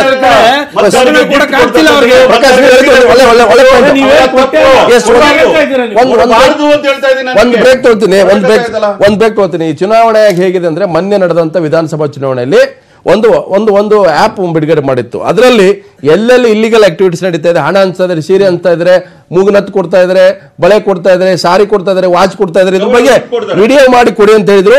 780 ವಿಡಿಯೋಗಳು ಚುನಾವಣಾ ಆಯೋಗಕ್ಕೆ ಹೋಗಿದೆ. ಅವ್ರ ಹೆಸರನ್ನ ಗೌಪ್ಯವಾಗಿಡ್ತೀವಿ ಅಂತ ಆಯೋಗ ಹೇಳಿತ್ತು. ಇಲ್ಲಿವರೆಗೆ ಎಷ್ಟು ವಿಡಿಯೋ ನೋಡ್ಕೊಂಡು ಆಕ್ಷನ್ ತಗೊಂಡಿದಾರೋ, ಅವ್ರು ಯಾವ ಕ್ಯಾಂಡಿಡೇಟೋ ಯಾವ ಪಾರ್ಟಿ ಅಂತ ಇಲ್ಲ. ಹಾಗಾಗಿ ಚುನಾವಣಾ ಆಯೋಗಕ್ಕೆ ಹಲ್ಲಿದೆ, ಕಚ್ಚೋ ಶಕ್ತಿ ಇಲ್ಲ. ಕಚ್ಚಬೇಕಂತ ಆಸೆ ಇದೆ, ಹಲ್ಲು ಕೂಡ ಬಿದ್ದು ಹೋಗಿದೆ. ಹಾಗಾಗಿ ಚುನಾವಣಾ ಆಯೋಗ ಈ ಥರದ ಲಿಮಿಟ್ ಮಾಡೋದ್ರಿಂದ ಏನು ಒಂದೇ ₹1 ಅಷ್ಟು ಅನುಕೂಲ ಆಗ್ತಾ ಇಲ್ಲ. 1400 MLAಗಳ ಮೇಲೆ ಇವತ್ತು ಕ್ರಿಮಿನಲ್ ಕೇಸ್ಗಳಿದ್ದಾವೆ, ಮಾಲ್ ಪ್ರಾಕ್ಟೀಸ್ ಇದೆ. ಅದರಲ್ಲಿ ದಕ್ಷಿಣ ಭಾರತ ನಂಬರ್ 1. ದಕ್ಷಿಣ ಭಾರತದಲ್ಲಿ ಮಾಲ್ ಪ್ರಾಕ್ಟೀಸ್, ಚುನಾವಣಾ ಮಾಲ್ ಪ್ರಾಕ್ಟೀಸ್ ಮಾಡೋದ್ರಲ್ಲಿ ಕರ್ನಾಟಕ ಅದರಲ್ಲೂ ಜಾಸ್ತಿ ಅನ್ನುವಂಥದ್ದು ಅಭಿಪ್ರಾಯ ಇದೆ. ಹಾಗಾಗಿ ಚುನಾವಣಾ ಆಯೋಗ, ರಾಜಕೀಯ ಪಕ್ಷಗಳು ಇದರಲ್ಲಿ ಏನು ಮಾಡ್ತಾವೆ ಅನ್ನೋದು ದುಡ್ಡೇ ದೊಡ್ಡಪ್ಪ, ಸುಳ್ಳೆ ಅವರಪ್ಪ. ಹಿರೇಮಠ್ರೆ, ನಾವು ಐಡಿಯಲಿಸ್ಟಿಕ್ ಆಗಿ ಮಾತಾಡ್ತೀವಿ, ಫ್ಯಾಕ್ಟ್ ಬೇರೆ ಇರೋದು. ನಾವು 15 ಲಕ್ಷ ಖರ್ಚು ಮಾಡಿದ್ರೆ ಹೌದ್ರಿ, ಊಟದೊಂದು ರಿಸಿಪ್ಟು, ಮೈಕ್ದೊಂದು ರಿಸಿಪ್ಟು, ಸ್ಟೇಜ್ಗೆ ಇವೆಲ್ಲವೂ ಸೇರಿಸ್ಬಿಟ್ಟು ಅಲ್ಲಿ ಕಾರ್ಯಕರ್ತರು ಊಟ ಹಾಕಿದ್ದು ಯಾವುದೋ ಹೋಟೆಲ್ ಒಂದು ರಿಸಿಪ್ಟ್ ಇರುತ್ತೆ. ಇವು ಕೂಡ ಯಾವುದೋ ಹೋಟೆಲಲ್ಲಿ ಯಾರೋ ಲೀಡರ್ನ ಅಲ್ಲಿ ಸ್ಟೇ ಮಾಡಿಸಿರ್ತಾರೆ, ಆ ಹೋಟೆಲ್ ಒಂದು ಬಿಲ್ ಕೊಡ್ತಾರೆ, ಇಷ್ಟೇ ಇರೋದು. ಆದರೆ ಐಡಿಯಲಿಸ್ಟಿಕ್ ಆಗಿ ಮಾತಾಡ್ತಾ ಇದ್ರೆ ಫ್ಯಾಕ್ಟ್ ಇರ್ತಕ್ಕಂಥದ್ದು ಇವತ್ತು ಬ್ಲ್ಯಾಕ್ ಮನಿಯಲ್ಲಿ ಚುನಾವಣೆ ನಡೆಯುತ್ತೆ. ಅದು ಯಾರು ಕೂಡ ಒಪ್ಕೊಳ್ಳಲ್ಲ. ಇವತ್ತು ಕೆಲವು ಶಾಸಕರು, ಕೆಲವು ಮಾಜಿ ಶಾಸಕರು ಒಪ್ಕೊಂಡಿದ್ದಾರೆ. ಹೌದು, ನಾವೆಲ್ಲವೂ ಕೂಡ 224 ಜನ ಇಲ್ಲೀಗಲ್ ಆಗಿ ಚುನಾವಣೆ ಖರ್ಚು ಮಾಡಿ ಬಂದಿದ್ದೀವಿ ಅಂತ ಹೇಳ್ತಾರೆ. ಎಲೆಕ್ಷನ್ ಕಮಿಷನ್ ಹೇಳುತ್ತೆ, ಈ ನಮಗೆ ಪವರ್ ಬೇಕು ಡಿಸ್ಕ್ವಾಲಿಫೈ ಮಾಡೋಕ್ಕೆ, ಈ ರೀತಿ ಮಾಲ್ ಪ್ರಾಕ್ಟೀಸ್ ಮಾಡೋರಿಗೆ ಅವಕಾಶ ಕೊಡಿ ಅಂತ ಹೇಳಿದ್ರೆ ಇವತ್ತು ಕೂಡ ಯಾರು ನಮಗೆ ಅವಕಾಶ ಕೊಟ್ಟಿಲ್ಲ ಅಂತ ಹೇಳ್ತಾರೆ. ಹಾಗಾದ್ರೆ ಎಲೆಕ್ಷನ್ ಕಮಿಷನ್ ಕೆಲಸ ಏನು?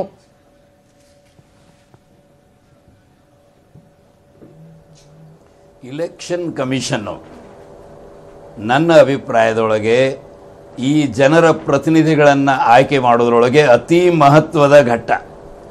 ಇಲ್ಲಿ ಯಾವ ರೀತಿ ಶೇಷನ್ ಅವರು ತುಂಬ ಸ್ಟ್ರಿಕ್ಟ್ ಆಗಿ ಸ್ವಯಂ ಸೇವಾ ಸಂಸ್ಥೆಗಳು ಇತರರನ್ನು ಒಳಪಡಿಸಿ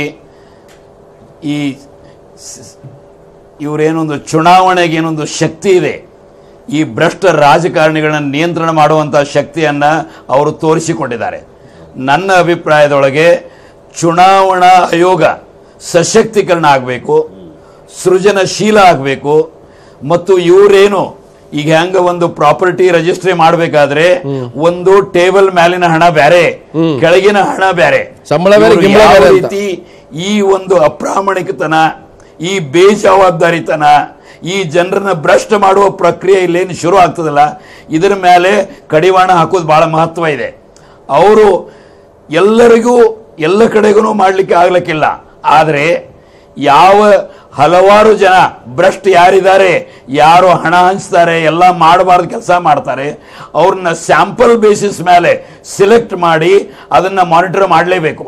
ಅವಾಗ ಮಾತ್ರ ಸತ್ಯಾಂಶ ಹೊರಗೆ ಬರ್ತದೆ. ಇವರು ಏನು ಸುಳ್ಳು ಹೇಳ್ತಾ ಇದ್ದಾರೆ, ಇವರು ಯಾವ ರೀತಿ ಬೇಜವಾಬ್ದಾರಿತನದ ಪ್ರಕ್ರಿಯೆ ಚುನಾವಣೆಯಿಂದ ಶುರು ಆಗ್ತದೆ, ಅದರ ಮೇಲೆ ಕಡಿವಾಣ ಹಾಕಬೇಕು.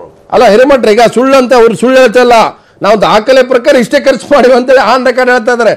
ಒಂದು ಎಲೆಕ್ಷನ್ ಕಮಿಷನ್ ಏನು ಹೇಳ್ತು ಅಂತಂದ್ರೆ, the election commission has been making a number of recommendations to the government in this regard, but none of them has been accepted ಅಂತ ಹೇಳ್ತಾ ಇದ್ದಾರೆ. ನಮ್ಗೆ ಅವಕಾಶ ಕೊಡ್ರಿ, 5 ವರ್ಷ ನಾವು ಡಿಸ್ಕ್ವಾಲಿಫೈ ಮಾಡ್ತೀವಿ, ಯಾರು ಮಾಲ್ ಪ್ರಾಕ್ಟೀಸ್ ಮಾಡಿದ್ದಾರೆ, ಎಕ್ಸ್ಪೆಂಡಿಚರ್ ಲಿಮಿಟ್ ದಾಟಿದ್ದಾರೆ, ಯಾರ ಮೇಲೆ ಕ್ರಿಮಿನಲ್ ಪ್ರಕರಣಗಳಿದಾವೆ. ಆದ್ರೆ ಎಲೆಕ್ಷನ್ ಕಮಿಷನ್ ಇಲ್ಲಿವರೆಗೂ ಕೂಡ ಆ ದುಡ್ಡು ಸೀಸ್ ಮಾಡ್ಕೊಂಡಿರ್ತಾರೆ, 100 ಕೋಟಿ, ಅದು ಕೋರ್ಟಲ್ಲಿ ಇರುತ್ತೆ, 7-8 ವರ್ಷ ಹೋಗುತ್ತೆ. ಆಮೇಲೆ ಅನೇಕ ಪ್ರಕರಣಗಳು ದಾಖಲಾಗಿರುತ್ತೆ, ಒಬ್ಬರ ಮೇಲೆ ಆಕ್ಷನ್ ತಗೊಂಡಿದ್ದು ನಾನಂತೂ ನೋಡ್ತಾ ಇಲ್ಲ.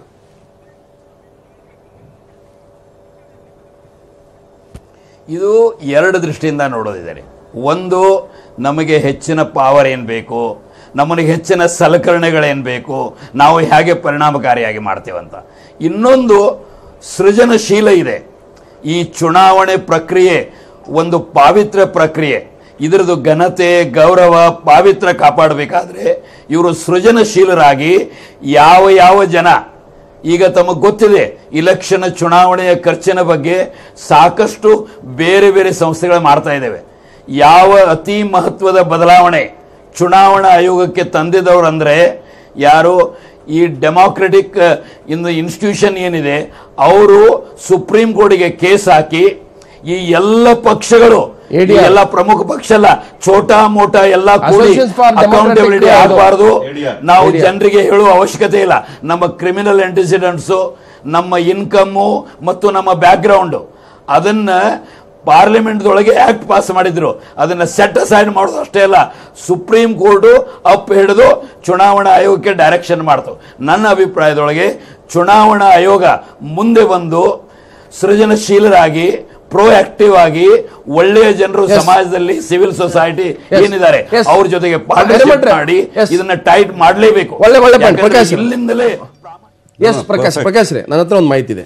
2018 ಚುನಾವಣೆ ಸಿದ್ಧತೆ ಮಾಡುವ ಸಂದರ್ಭದಲ್ಲಿ ಒಬ್ಬ ಟಾಪ್ ಎಲೆಕ್ಷನ್ ಆಫೀಸರು, ಅಂದ್ರೆ ಹೆಸರು ಹೇಳಿಲ್ಲ ಅವರು, ಸೋರ್ಸ್ ಅಲ್ಲಿ ಮಾತಾಡಿದ್ದೇನೆಂದ್ರೆ, ನೋಡ್ರಿ 2013 160 ಕೋಟಿ ರೂಪಾಯಿ ಖರ್ಚು ಮಾಡಿ ಎಲೆಕ್ಷನ್ ಕಮಿಷನ್ ಕರ್ನಾಟಕ ಅಸೆಂಬ್ಲಿಗೆ 160 ಕೋಟಿ, ಈಗ ಪ್ರಾಬಬ್ಲಿ ಒಂದು 260ರಿಂದ 70 ಕೋಟಿ ಬೇಕು ಅಂತ.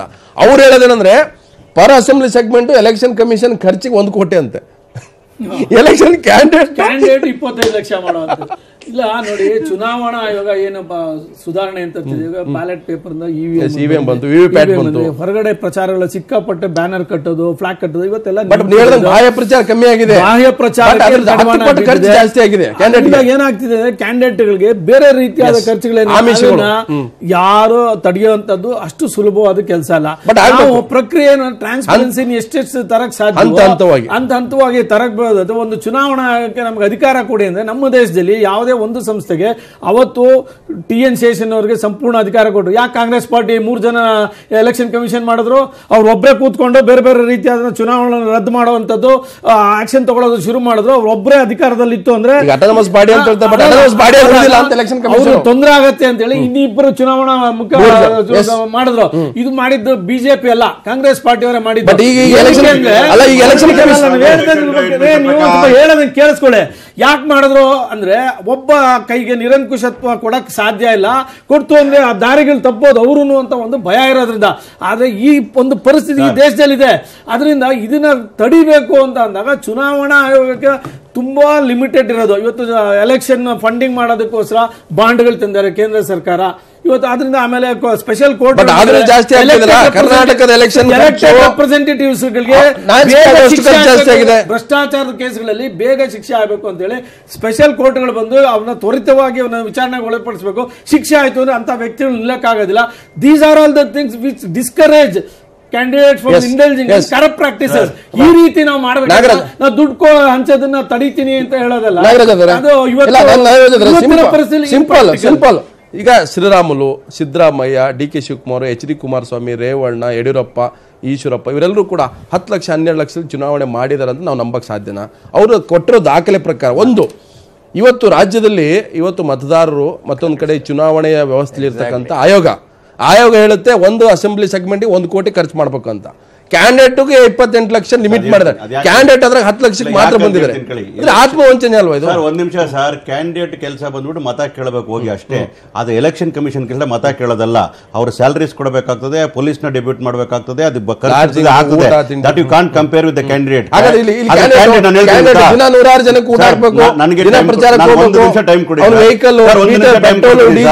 ಸರ್ ಒಂದ್ ನಿಮಿಷ ಟೈಮ್ ಕೊಡಿ. ಶೇಷನ್ ಅವ್ರು ಬರಕ್ ಮುಂಚೆ ಕೋಟ್ಯಾಂತರ ರೂಪಾಯಿಗಳ ಬಹಿರಂಗವಾಗಿ ಪ್ರಚಾರ ಮಾಡೋರು, ಒಳಗಡೆ ಅದೇ ಚೆನ್ನಾಗಿತ್ತು ಅನ್ಸುತ್ತೆ. ಒಂದ್ ನಿಮಿಷ ಸರ್ ಹೇಳ್ತೀನಿ. ಆಮೇಲೆ ಅವರು ಬಿಗಿ ಮಾಡಿದ್ರು, ಎಲ್ಲ ಬಂದ್ ಆಯ್ತದ. ಅವಾಗ ಲೌಡ್ ಸ್ಪೀಕರ್ ಯೂಸ್ ಮಾಡಂಗಿಲ್ಲ, 10 ಗಂಟೆ ಮೇಲೆ ಪರ್ಮಿಷನ್ ಇದ್ರೆ ಯೂಸ್ ಮಾಡಂಗಿಲ್ಲ, ಪೋಸ್ಟರ್ಸ್ ಆಗಂಗಿಲ್ಲ, ಬ್ಯಾನ್ ಆಗಂಗಿಲ್ಲ, ವಿತೌಟ್ ಪರ್ಮಿಷನ್ ಮಾಡಂಗಿಲ್ಲ, ಮಾಡಿದ್ರೆ ಲೆಕ್ಕಕ್ಕೆ ಬರ್ತದೆ ಅಂತೆಲ್ಲ ಮಾಡಿದ್ರು. ಅದೆಲ್ಲ ಮಾಡಿದ್ದಾರೆ. ಈಗ ಆಗ್ತಾ ಇರ್ತಕ್ಕಂಥದ್ದು ಇಲ್ಲಿಗಲ್ ಆಕ್ಟ್. ಹಿರೇಮಠ ಅವರು ಬಹಳ ಚೆನ್ನಾಗಿ ಹೋಗಿ ಪ್ಯಾಕೆಟ್ ಹಾಕ್ತಾರೆ ಕ್ಯಾಂಡಿಡೇಟ್ಗಳು. ಹೇಳ್ತಾ ಇದೀನಿ, ನೋ ಪಾರ್ಟಿ ಸಾಕ್ಷರತೆ ಇರ್ತಕ್ಕಂಥ ನಾನು ಹೇಳ್ತೀನಿ ಕೇಳಿ. ಅಸಹಾಯಕತೆನ ನಾವು ತೋರಿಸಬಾರ್ದು ಡೆಮೋಕ್ರಸಿಯಲ್ಲಿ. ಒಂದಲ್ಲ ಒಂದ್ ದಿವಸ ಅದಕ್ಕೆ ಕಡಿವಾಣ ಹಾಕ್ಲೇಬೇಕಾಗ್ತದೆ. ಲೋಕಲ್ ಅಲ್ಲಿ ಇರ್ತಕ್ಕಂಥ ನೀವು ಹೇಳಿದ್ರಲ್ಲ, ಇವತ್ತಿನ ದಿವಸ ಒಂದು ಗ್ರಾಮ ಪಂಚಾಯತ್ ಎಲೆಕ್ಷನ್ ಗೆಲ್ಬೇಕಾದ್ರೆ ಒಂದು ಕಾರ್ಪೊರೇಷನ್ ಎಲೆಕ್ಷನ್ ಬೆಂಗಳೂರಿಗೆ ಕೋಟ್ಯಾಂತರ ಬೇಕಾದ್ರೆ ಇದು ಸರಿ ಇಲ್ಲ ಅಂತ ಪ್ರಜಾಪ್ರಭುತ್ವ ಹಿರೇಮಠ ಅವರು ಹೇಳೋದನ್ನ ನಾನು ನೋಡಿ ನಮ್ಮ ಪಾರ್ಟಿಯವರಲ್ಲ, ಆದ್ರೂ ನಾನು ಒಪ್ತೀನಿ. ಯಾಕೆಂತಂದ್ರೆ ಎಲೆಕ್ಷನ್ ಕಮಿಷನ್ ಒಂದು ಮಾಡಬೇಕು. ಪೊಲಿಟಿಕಲ್ ಪಾರ್ಟೀಸ್ ನ ಡಿಪೆಂಡ್ ಮಾಡಕ್ ಬದಲು ದೇ ಶುಡ್ ನ್ಯಾಯಸಮ್ಮತವಾಗಿ ಹೋರಾಟ ಮಾಡತಕ್ಕಂಥ NGOs ನ ಇನ್ವಾಲ್ವ್ ಮಾಡಿಕೊಂಡು ಎಲ್ಲಿ ತಪ್ಪು ನಡೀತದೆ ಗುರುತಿಡಿದು ಪಾರ್ಟಿಗಳು ಖರ್ಚು ಮಾಡೋದು. ಆಮೇಲೆ ಈಗ ಒಬ್ಬ ಕ್ಯಾಂಡಿಡೇಟ್ ಟಿಕೆಟ್ ಎಷ್ಟು ಖರ್ಚು ಮಾಡ್ತಾನೆ ಅನ್ನೋದು ಅದನ್ನು ಕೂಡ ಮಾಡೋದು ಏನಂತಂದ್ರೆ ಯಾವ್ದು ಇಲ್ಲಿಗಲ್ ಆಗಿ ಮನೆ ಬಾಗಿಲು ಹಾಕಿದ್ರು ಕೂಡ ದುಡ್ಡು ಕೇಳಿರೋ ಮತದಾರರು ಬಿಸಾಕಿದ್ದಾರೆ, ಪ್ಯಾಕೆಟ್ ಹಾಕ್ತಾರೆ, ಎಲ್ಲಾ ಪಾರ್ಟಿಯವರು ತಗೊಂಡು ಹಾಕ್ತಾರೆ. ಅವ್ನು ಏನ್ ಮಾಡ್ತಾನೆ, ಯಾರಿಗೆ ಇಷ್ಟ ಬರ್ತದೆ ಅವ್ನು ಓಟ್ ಹಾಕ್ಬಿಟ್ಟು ಹೋಗ್ತಾರೆ. ಹಂಗಾಗೋದು ಬೇಡ ಅಂತ ಹೇಳಿದ್ರೆ ನಾನು ಹೇಳೋದಂದ್ರೆ ಸ್ಥಳೀಯವಾಗಿರ್ತಕ್ಕಂಥ ಅಧಿಕಾರಿಗಳು, ಪೊಲೀಸ್ ಇರ್ಬೋದು, ಎಲೆಕ್ಷನ್ ಕಮಿಷನ್, ರೆವಿನ್ಯೂ ಆಫೀಸರ್ಸ್ ಅವರೆಲ್ಲ ಅವ್ರಿಗೆಲ್ಲ ಅಕೌಂಟಬಿಲಿಟಿ ಕೊಡಬೇಕಾಗ್ತದೆ, ಜವಾಬ್ದಾರಿ ತಗೋಬೇಕಾಗ್ತದೆ. ಅಂತ ಕಂಪ್ಲೇಂಟ್ಗಳು ಬಂದ್ರೆ ಮೊದಲು ಅವ್ರ ಮೇಲೆ ಕ್ರಮ ಕೈಗೊಳ್ಳಬೇಕಾಗ್ತದೆ. ನನಗೆ ಈ ರವಿಕೃಷ್ಣ ರೆಡ್ಡಿ ಮಧ್ಯಾಹ್ನ ಫೋನಲ್ಲಿ ಮಾತಾಡ್ತಾ ಇದ್ರು. ಒಂದು ಹೇಳಿದ್ರೆ, ಈ ಟೀಚರ್ ಕಾನ್ಸ್ಟಿಟ್ಯೂನ್ಸಿ ಎಲೆಕ್ಷನ್ ಅಲ್ಲಿ ಒಬ್ರು ಲೆಕ್ಚರ್ ಅಂತೆ, ಅವ್ರ ಮನೆಯವರಂತೆ ಹೆಣ್ಮಗಳು. ಅವ್ರು ಕೇಳಿದ್ರಲ್ರಿ ನೀವೇನು ಎಲೆಕ್ಷನ್ ನಿಂತಿದ್ರೆ ನಮ್ಗೇನು ಬರಲೇ ಇಲ್ಲ ಅಂತೇಳಿ. ಏನು ಬರ್ಬೇಕು ಇಲ್ಲಿ ಕಳಿಸಿದೀನಿ ಅಂದ್ರಂತೆ. ಇಲ್ಲ ಬರಲೇ ಇಲ್ಲ ಅಂತ 2-3 ದಿವಸ ಆದ್ಮೇಲೆ ಮತ್ತೆ ಕಳಿಸ್ರಂತೆ. ಕಳಿಸ್ಮೇಲೆ ಕೇಳಿದಂತಲ್ರಿ ನಾವು ಹೇಳಿದ ಬ್ರ್ಯಾಂಡ್ ಬರಲೇ ಇಲ್ಲ, ನೀವು ಬೇರೆ ಬ್ರ್ಯಾಂಡ್ ಕಳಿಸಿದ್ರ ಅಂದ್ರಂತೆ. ಹಂಗೆ ನಮ್ಮಲ್ಲಿ ಎಜುಕೇಟೆಡೇ ತುಂಬಾ ಕರಪ್ಟ್ ಆಗ್ತಾ ಇದಾರೆ ಅನ್ನೋದು. ಯಾಕಂದ್ರೆ ನಾವು ಸಾಮಾನ್ಯ ಬಡವರ 100 ರೂಪಾಯಿ ಬಗ್ಗೆ ನಾವು ಮಾತಾಡ್ತಾ ಇದ್ದೀವಿ ಹೊರತ ಕೂತ್ಕೊಂಡು ನಿಜ ದೊಡ್ಡ ಮಟ್ಟದ ಭ್ರಷ್ಟಾಚಾರ ಬಗ್ಗೆ ಯಾರು ಮಾತಾಡ್ತಾ ಇಲ್ಲ. ದುಡ್ಡೇ ದೊಡ್ಡಪ್ಪ ಸುಳ್ಳ್ಯಾರಪ್ಪ. ನಾಗರಾಜ್ ಅವರೇ, ಇದು ಪಾರ್ಟಿನ ಬಿಟ್ಟು ಮಾತಾಡೋಣ. ಯಾಕಂದ್ರೆ ಪ್ರತಿ ಚುನಾವಣೆಗೂ ಮೊದಲು ಅನೇಕ ರೀತಿಯ ಖರ್ಚುಗಳಾಗ್ತವೆ. ಗಣಪತಿ ಉತ್ಸವ ಅಂತೆ, ಇದು ಕಟ್ಟದಂತೆ, ಈ ಕ್ರಿಕೆಟ್ ಪಂದ್ಯಾವಳಿ ಅಂತೆ, ಅದು ಯಾರು ಕೂಡ ಎಲೆಕ್ಷನ್ ಕೌಂಟ್ ಆಗಲ್ಲ ಒಂದು. ಆಮೇಲೆ ಚುನಾವಣೆ ನಿಂತಾಗ ಅನೇಕರು ಕ್ಯಾಂಡಿಡೇಟ್ ನಾಮಪತ್ರ ಹಾಕಿರ್ತಾರೆ, ಅದಾಗ ಅನೇಕ ನಾಮಪತ್ರ ವಾಪಸ್ ತಗೊಳ್ತಾರೆ. ಅಲ್ಲೂ ಕೂಡ ಅನೇಕ ಕ್ಯಾಂಡಿಡೇಟ್ಗಳು ಕೂಡ ದುಡ್ಡು ಇಸ್ಕೊಂಡಿರ್ತಾರೆ. ಸೊ ಇದು ಯಾವುದು ಕೌಂಟ್ ಆಗಲ್ಲ. ಆಮೇಲೆ ನೀವು ಹೊರಗಡೆ ಖರ್ಚು ಮಾಡತಕ್ಕಂಥದ್ದು ಕೌಂಟ್ ಇಲ್ಲ. ಊಟ ತಿಂಡಿ ಮೈಕು ಆಟೋದಲ್ಲಿ ಅನೌನ್ಸ್ ಮಾಡೋದು ಮಾತ್ರ ಇಲ್ಲಿ ದಾಖಲೆ ಕೊಡೋದು ಎಲೆಕ್ಷನ್ ಕಮಿಷನ್ಗೆ. ಇವತ್ತು 20-25 ಕೋಟಿ ರೂಪಾಯಿ ಮಿನಿಮಮ್ ಒಬ್ಬ ಕ್ಯಾಂಡಿಡೇಟ್ ಖರ್ಚು ಮಾಡ್ತಾನೆ. ಅದು ಹೇಳ್ಕೊಳ್ಳಲ್ಲ, ಯಾಕಂದ್ರೆ ದಾಖಲೆ ಕೊಡೋದು ಮಾತ್ರ ಇಷ್ಟೇ ಖರ್ಚು ಮಾಡಿದೆ ಅಂತೇಳಿ. ಯಾರಾದ್ರೂ ನಂಬಕ್ಕಾಗುತ್ತಾ? ನೀವು ಕ್ಯಾಂಡಿಡೇಟ್ಗಳು ದುಡ್ಡು ಇಲ್ಲದೆ ಕ್ಯಾಂಡಿಡೇಟ್ ಟಿಕೆಟ್ ಕೊಡ್ತೀರಾ. ಕಾಂಗ್ರೆಸ್ ಇರ್ಬೋದು, ಬಿಜೆಪಿ JDS ಇರ್ಬೋದು, ಎಲ್ಲ ಒಂದು 2% ಇರ್ಬೋದು ಪಾರ್ಟಿ ಕಮಿಟ್ಮೆಂಟು ಕೇಡರು ಅಂತ ಹೇಳ್ಬಿಟ್ಟು. ಅದು ದುಡ್ಡಿದ್ದವ್ರಿಗೆ ಮಾತ್ರ ಕಮಿಟ್ಮೆಂಟ್ ಕೇಡ್ರೆ ಯಾರು ದುಡ್ಡಿದ್ದವರಿಗೆ. ಈಗಿನ ಪರಿಸ್ಥಿತಿಯಲ್ಲಿ ಎಲೆಕ್ಷನ್ಗಳು ಹ್ಯಾಸ್ ಬಿಕಮ್ ಮೋಸ್ಟ್ ಎಕ್ಸ್ಪೆನ್ಸಿವ್ ಅಂತಕ್ಕಂಥ ಸತ್ಯ. ಇನ್ವೆಸ್ಟ್ಮೆಂಟ್ ಅದು. ಅದನ್ನು ಯಾರು ತಾಕತ್ತಿದೆ ಅವನೇ ತಗೊಳ್ತಕ್ಕಂಥ ಮಟ್ಟಕ್ಕೆ ಬಂದ್ಬಿಟ್ಟಿದೆ. ಅದು ಡೆಮಾಕ್ರಸಿಗೆ ಒಳ್ಳೆ ಬೆಳವಣಿಗೆ ಅಲ್ಲ ಅಂತ ಹೇಳ್ತೀನಿ. ನೀವು ಹೇಳಿದ್ರಲ್ಲ, ಈಗ ಒಬ್ಬ ಕ್ಯಾಂಡಿಡೇಟ್ ಆಗಬೇಕಾದ್ರೆ ಟಿಕೆಟ್ ತಗೋಬೇಕಾದ್ರೂ ಕೂಡ ಅವನು ಗಣೇಶನ ಹಬ್ಬಕ್ಕೆ, ದೀಪಾವಳಿಗೆ ಎಲ್ಲ ಖರ್ಚು ಮಾಡ್ತಾ ಇರ್ತಾನಲ್ಲ. ಆದ್ರೆ ಒಂದು ಮಾಡ್ಬೋದು ಇಲ್ಲಿ ಏನು ಅಂತಂದ್ರೆ, ಇದೊಂದು ಸಲಹೆ ನಿಮ್ಮ ಮೂಲಕ ಇನ್ಕಮ್ ಟ್ಯಾಕ್ಸ್ ಅಂತ ಡಿಪಾರ್ಟ್ಮೆಂಟ್ ಇರ್ತದಲ್ಲ, ಇಂಥವ್ರ ಮೇಲೂ ಕಣ್ಣಿಡಬೇಕಾಗ್ತದೆ. ಎಲೆಕ್ಷನ್ ಖರ್ಚುಗಳಾಗಬೇಕಾದ್ರೆ ಯಾವ ಸಂಘ ಸಂಸ್ಥೆಗಳು ಮಾಡ್ತಾ ಇರ್ತಾವಲ್ಲ ಅವ್ರನ್ನು ಕೂಡ ಒಂದು 4 ಕಡೆ ಟಾರ್ಗೆಟ್ ಮಾಡಿದ್ರೆ ತಗೊಳ್ಳೋರ್ಗೂ ಭಯ ಬರ್ತದೆ, ಕೊಡೋರ್ಗೂ ಭಯ ಬರ್ತದೆ. ಇದು ಕೇವಲ ಎಲೆಕ್ಷನ್ ಟೈಮ್ ಮಾತ್ರ ಇನ್ಕಮ್ ಟ್ಯಾಕ್ಸ್ ಕೆಲಸ ಮಾಡೋಗಿಲ್ಲ. ಎಲೆಕ್ಷನ್ ಕಮಿಷನ್ ಬೇರೆ ಬೇರೆ ಬರೀ ವೆರೈಟಿ ಎಲ್ಲರ ಮೇಲೆ ಸೋರ್ಸ್ ಆಫ್ ಇನ್ಕಮ್ ಅಂತ ಹೇಳ್ತಾರೆ. Election candidate black money known source of income. Election commission ಸಿಬ್ಬಂದಿಗಳು ಯಾರು ಸರ್? ಎಲ್ಲ ರಾಜ್ಯ ಸರ್ಕಾರದ ನೌಕರರು, ಅದೇ ಆರ್ಒಗಳು, ಅದೇ DC ಗಳು, ಅದೇ SP ಗಳು, ಎಲ್ಲರೂ ಅವರ ತಾನೆ. ಒಪ್ತೀನಿ. ಚುನಾವಣೆ ಮುಂಚೆ ಏನ್ ಖರ್ಚು ಮಾಡ್ತಾರೆ, ಕಡಿವಾಣ ಹಾಕಿದ್ದು ಎಷ್ಟು ಖರ್ಚು ಮಾಡ್ತಾರೆ ಅಂದ್ರೆ, ಊರಬ್ಬ, ಬಾಡೂಟ, ಗಣೇಶನ ಹಬ್ಬ, ಆಮೇಲೆ ಕನ್ನಡ ರಾಜ್ಯೋತ್ಸವ, ಸ್ಕೂಲ್ ಸೇರಿಸ, ಮಗಳಿಗೆ ಮೈನರ್ ಇದ್ರೆ ದೇವಸ್ಥಾನದ ಗೋಡೆ ಕಟ್ಸೋದು, ಮುಂದೆ ಗೋಡೆ ಕಟ್ಸೋದು, ಬೋರ್ವೆಲ್ಗಳು ಹಾಕ್ಬಿಟ್ಟು ಇವ್ರು ನೀರು ಹೊಡಿತಾರೆ. ಈಗ ಮನೆಗಳಿಗೆ ಡಬ್ಬಿಗಳನ್ನ ಇಟ್ಬಿಟ್ಟು ಅದನ್ನೆಲ್ಲ ತೆಗಿಸ್ತಾರೆ, ನೀರ್ ಟ್ಯಾಂಕ್ ಅಲ್ಲಿ ನೀರು ಹೊಡಿಸ್ತಾರೆ. ಇದೆಲ್ಲವೂ ಕೂಡ ಇವತ್ತು ಹೊಸದಾಗಿ ಸೇರ್ಕೊಂತ ಇದೆ. ನಿಜ ಇವ್ರು ಹೇಳ, ಬಡವರು ಯಾರು ಇವತ್ತು ಚುನಾವಣೆ ನಿಲ್ಲೋದು ಅದ್ರ ಹತ್ರ ಹೋಗೋಕ್ಕೂ ಆಗದೇ ಇರೋಂತ ಪರಿಸ್ಥಿತಿ ಬಂದೆ. ಆ ಬದಲಾವಣೆ ಆಗ್ಬೇಕು ಅಂದಾಗ ಮತದಾರರು ಕೂಡ ಎಚ್ಚೆತ್ಕೋಬೇಕಾದಂತ ಒಂದು ನಿಜಕ್ಕೂ ಅಗತ್ಯ ಇದೆ. ಯಾಕಂದ್ರೆ ಇಲ್ಲ ಹಿಂಗೆ ಏನಂತಂದ್ರೆ, ಎಲೆಕ್ಷನ್ ಕಮಿಷನ್ ಕೇವಲ ಎಲೆಕ್ಷನ್ ಕಮಿಟಿಗೆಲ್ಲ ಅವರ ಸ್ಟ್ಯಾಟಿಸ್ಟಿಕ್ಸ್ ಫುಲ್ 5 years ಅಲ್ಲಿ ನಿಗಾ ಇಡಬೇಕು. ಯಾರು ಸಮಾಜ ಸೇವೆ ಮಾಡಿ ಎಲೆಕ್ಷನ್ ಹೋಗ್ಬೇಕು ಅಂದ್ರೆ ಅವ್ನು ಏನ್ ಪ್ಲಾನ್ ಮಾಡ್ತಾನೆ ಅಂತ ಮೊದಲು ಯೋಚನೆ ಮಾಡಬೇಕು. ಕೇವಲ ಕೊಟ್ಟಿದ್ದ ರಿಟರ್ನ್ ನೋಡ್ಲಿಕ್ಕೆ ಕ್ಲರಿಕಲ್ ಜಾಬ್ ಅಂತ ಹೇಳ್ತಾರೆ. ಸಮಾಜ ಸೇವೆ ಎಲೆಕ್ಷನ್ ಬೇಡಪ್ಪ ಅಂತ ದುಡ್ಡಿದೆಯಾ? ಚುನಾವಣೆ ಆಗೋವರೆಗೂ ಎಲೆಕ್ಷನ್ ಕಮಿಷನ್ ಸುಪ್ರೀಂ. ಚುನಾವಣೆ ಮುಗಿದ ತಕ್ಷಣ ನ್ಯಾಯಾಲಯಕ್ಕೆ ಮಾತ್ರ ಹೋಗಬೇಕು. ಚುನಾವಣೆ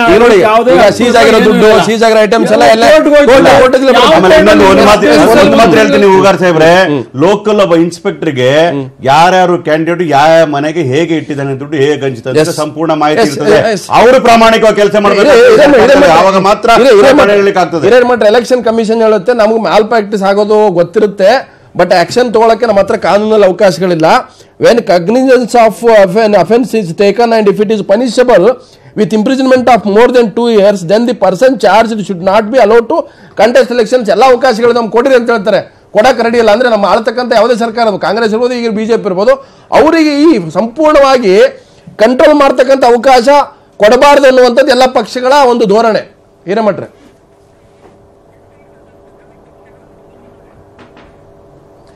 ನೋಡಿ, ಇವರಿಬ್ಬರು ವಕ್ತಾರರು ಏನು ಮಾತಾಡ್ತಾ ಇದ್ದಾರೆ ನನಗೆ ಸರಿಯಾಗಿ ಕೇಳಿಸಿದೆ ಅಂತ ನಾನು ತಿಳ್ಕೊಂಡಿದ್ದೇನೆ. ಇವರು ಬೇರೆಯವ್ರ ಕಡೆಗೆ ಬಟ್ ಮಾಡ್ತಾರೆ. ಏನಂದರೆ ಇಲೆಕ್ಷನ್ ಕಮಿಷನ್ನು ಸರಿ ಮಾಡಬೇಕು, ನಾನು ಬಿಜೆಪಿ ಒಳ್ಳೆಯವ, ಕಾಂಗ್ರೆಸ್ ಸಮಸ್ಯೆ, ಕಾಂಗ್ರೆಸ್ ಅವರು ನಾವು ಒಳ್ಳೆಯವರು, ಬಿಜೆಪಿ ಈ ಎಟಿಟ್ಯೂಡ್ ಹೋಗಬೇಕು. ಯಾಕಂದ್ರೆ ಈ ರಾಜಕೀಯ ಪಕ್ಷಗಳು ಯಾವ ರೀತಿ ಕೆಲಸ ಮಾಡ್ತಾ ಇದ್ದೇವೆ ಅನ್ನೋದನ್ನ ಜನ ನೋಡ್ತಾ ಇದ್ದಾರೆ. ಈಗ ಉದಾಹರಣಾರ್ಥವಾಗಿ ಇಂಟರ್ನಲ್ ಡೆಮಾಕ್ರಸಿ, ದೇಶಕ್ಕೆ ಪ್ರಜಾಪ್ರಭುತ್ವ ಬೇಕು, ಪ್ರಜಾಪ್ರಭುತ್ವ ಇರಬೇಕು, ಆದ್ರೆ ಈ ಪಕ್ಷದೊಳಗೆ ಇಂಟರ್ನಲ್ ಡೆಮಾಕ್ರಸಿ ಇಲ್ಲ. ಈ ಪಕ್ಷಗಳ ಜವಾಬ್ದಾರಿ ಡೆಮಾಕ್ರಸಿ ಸರಿಯಾಗಿ ನಡೀಬೇಕಾದ್ರೆ, ಚುನಾವಣೆ ಪ್ರಕ್ರಿಯೆ ಪ್ರಾಮಾಣಿಕವಾಗಿ ನಡೀಬೇಕಾದ್ರೆ ಇವರ ಜವಾಬ್ದಾರಿತನ ಇಲ್ವಾ? ಇವರು ಯಾಕೆ ತಮ್ಮ ಅಂತರಾತ್ಮವನ್ನ ಆತ್ಮಾವಲೋಕನ ಮಾಡಿಕೊಂಡು ನಾವು ಏನ್ ಮಾಡಬೇಕು, ಇದನ್ನ ಪ್ರಜಾಪ್ರಭುತ್ವನ ಮಜಬೂತ್ ಮಾಡಲಿಕ್ಕೆ ಅನ್ನೋದು ವಿಚಾರ ಮಾಡಬಾರ್ದ ಇವರು? ಅಲ್ಲ, ಪ್ರಶ್ನೆ ಇರ್ತಕ್ಕಂಥ ಎಲೆಕ್ಷನ್ ಕಮಿಷನ್ ಹೇಳ್ತಾ ಇದೆ ನಮಗೆ ಕೈಯಾಗ ಹತಾರ ಇಲ್ಲ, ನಾವು ಯಾರನ್ನಾದ್ರೂ ಬಲಿ ತಗೋಬೇಕು, ಈ ತಪ್ಪು ಮಾಡಿದವ್ರನ್ನ ಶಿಕ್ಷಿಸಬೇಕು, ಅವರಿಗೆ ಜೈಲಿಗೆ ಹಾಕ್ಬೇಕು, ಅವ್ರ ಚುನಾವಣೆಯನ್ನ 5 ವರ್ಷ ನಿಷೇಧ ಮಾಡಬೇಕು ಅಂತ ನಮ್ಗೆ ಮನಸ್ಸಿದೆ. ಬಟ್ ಅವಕಾಶ ಕೊಡ್ತಾ ಇಲ್ಲ. ನಾವು ಎಷ್ಟು ಸಲ ಪ್ರಪೋಸಲ್ ಕಳಿಸಿದ್ರು ಕೂಡ ಒಪ್ಪಿಗೆ ಸಿಗ್ತಾ ಇಲ್ಲ ಅಂತ ಹೇಳ್ತಾರೆ ಎಲೆಕ್ಷನ್ ಕಮಿಷನ್. ಓಪನ್ ಆಗಿ ಹೇಳ್ತಾ ಇದಾರೆ, ನಮ್ಮ ಕೈಲಿ ಆಗಲ್ಲ, ನಾವೇನ್ ಮಾಡೋಣ, ನಾವು ಬರೀ ಕೇಸ್ ಹಾಕೋತೀವಿ, ಕೋರ್ಟ್ಗೆ ಹೋಗುತ್ತೆ, ಹಣ ಸೀಜ್ ಮಾಡ್ಕೊಳ್ತೀವಿ, ಕೋರ್ಟ್ಗೆ ಹೋಗುತ್ತೆ, ಆಮೇಲೆ ವೆಹಿಕಲ್ ಸೀಜ್ ಮಾಡ್ಕೊಳ್ತೀವಿ, ಒಂದು ವಾರದ ಮೇಲೆ ಬಿಡ್ತೀವಿ. ಈ ಥರದ್ದು ಸುಮ್ಮನೆ ಒಂಥರ ನಾಮಕ ವಾಸ್ತೆ ಎಲೆಕ್ಷನ್ ಕಮಿಷನ್ ಅಂತ ಆಗಿದೆ.